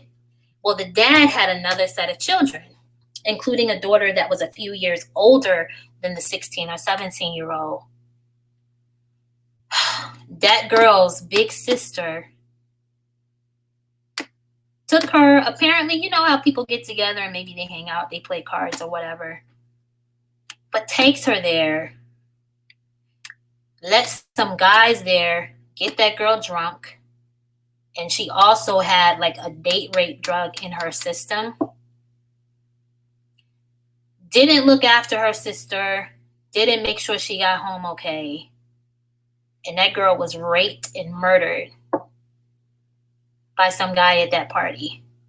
Now, obviously, the person who ultimately wronged that girl is the guy who raped and murdered her. And he was punished for that. He went to prison. But I'm like, that's your little sister. Why the fuck are you taking her anywhere and letting her drink underage? Okay? And if you're taking her anywhere with you, since that's your baby sister and she's a minor, Why aren't you watching her like a hawk? And when you left, why didn't you make sure she left with you? See, shit like that makes me think that that girl knew what was going to happen to her little sister. So to your point, the last shall be first. You're right. A lot of times we do got to be careful about each other. It's unfortunate that it's like that, but because of situations like that, you got to have your guard up. Chaz, you said you don't feel sorry for Black men who are homeless. This is what the sexual integration cost them out in California, homeless or in prison, but they love their women, so the joke is on them. I mean, a lot of times it does seem like the main pursuit, unfortunately, for a lot of Black men is sex, and everything else goes out the window. The last shall be first. You said the Black women are being paid for being social justice warriors. It's possible. Yeah, Virgo, you're right. Black women who have been abused who were abused as children, yep, can develop mental health problems, particularly if they don't get like the therapy that they need. Morshe, you said you're a member of a sorority and we just ruled no trans. Black social justice women trolled us hard on social media. I wonder why they got upset about that. The last shall be first. You said that Jennifer Holliday said that the primary group of people that helped her were the LGBTQ more than the church. I have heard some celebrities say that they're a very solid fan base. Chaz, yep, you said the illegal immigrants become your bosses. They don't stay in low-wage jobs forever. Yep, either them or your children or their children. Oh no, Virgo, you said you're going through a depression. Have you thought about talking to a counselor? There's nothing wrong with that. Like a lot of times, there's a lot of people in life where we go through situations where maybe we need to sit down with a professional. Ayo, you said coming from South America, Hispanics, especially mestizo, are one of the most violent and backwards people. I can see that, especially if you look at some of the crime rates in parts of South and Central America. Chaz, you said white racism can seem mild in comparison to how others treat Black women. Black women are fools for supporting that BS. I have heard about the ways that Haitians are treated in parts of Central and South America, and how some Black people from South America are treated in some of their native countries.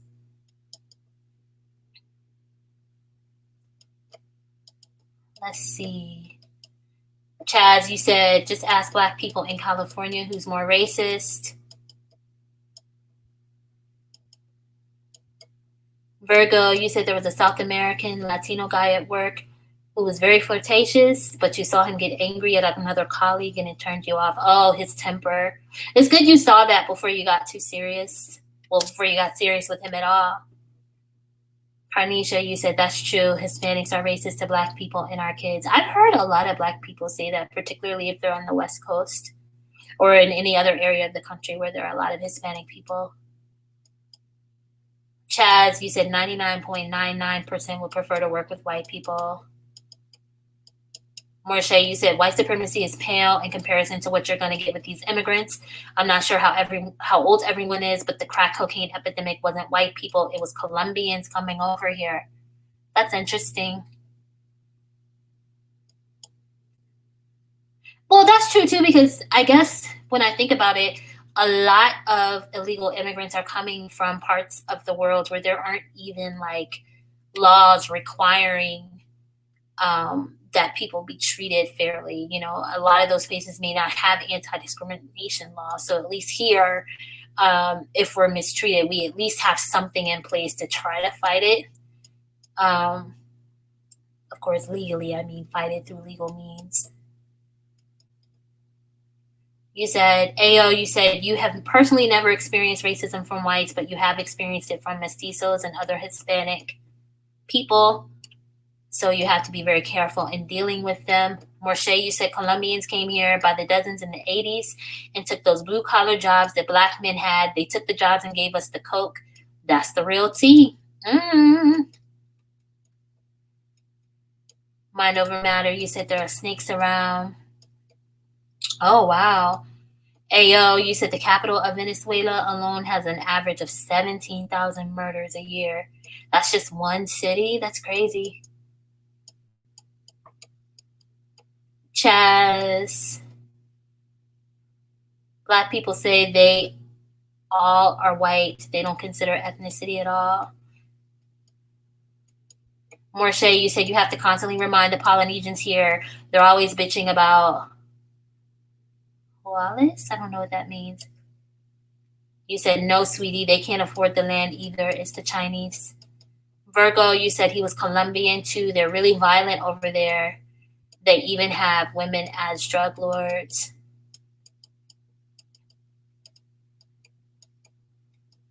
Chaz, you said most black women's issues are the consequences of black men's failures. The thing is, black men are not going to change.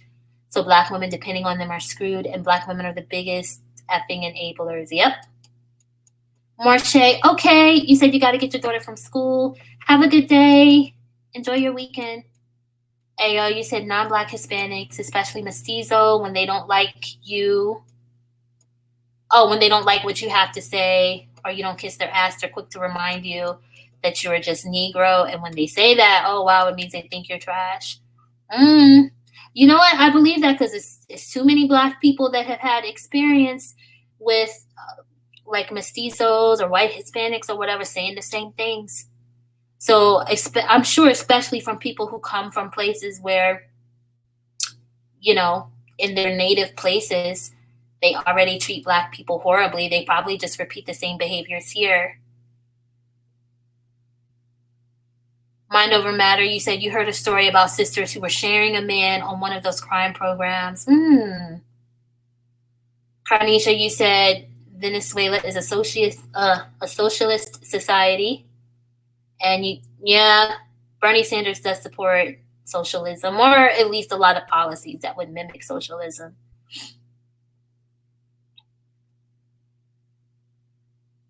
Ayo, you said there is a creepy worship of criminals and death in Latin America. Crap music is also very important. And people are kill and murder in their neighborhoods instead of building.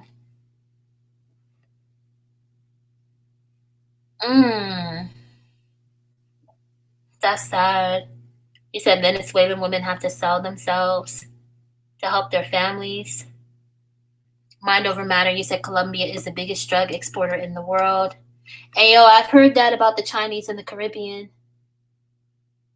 Chaz, you said you don't get a lot of black or mixed immigrants in California. You get the white and mixed white immigrants. Yeah, that's what I thought. I know a lot of white people in the U.S. wouldn't call them white, but I always view them as white.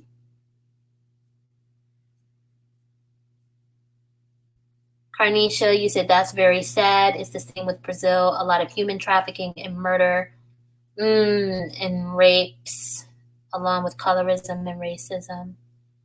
You know, there was this guy, oh man, I think I forgot his name, but he did this series with, I think it was PBS, and he talked about race relations in Latin America.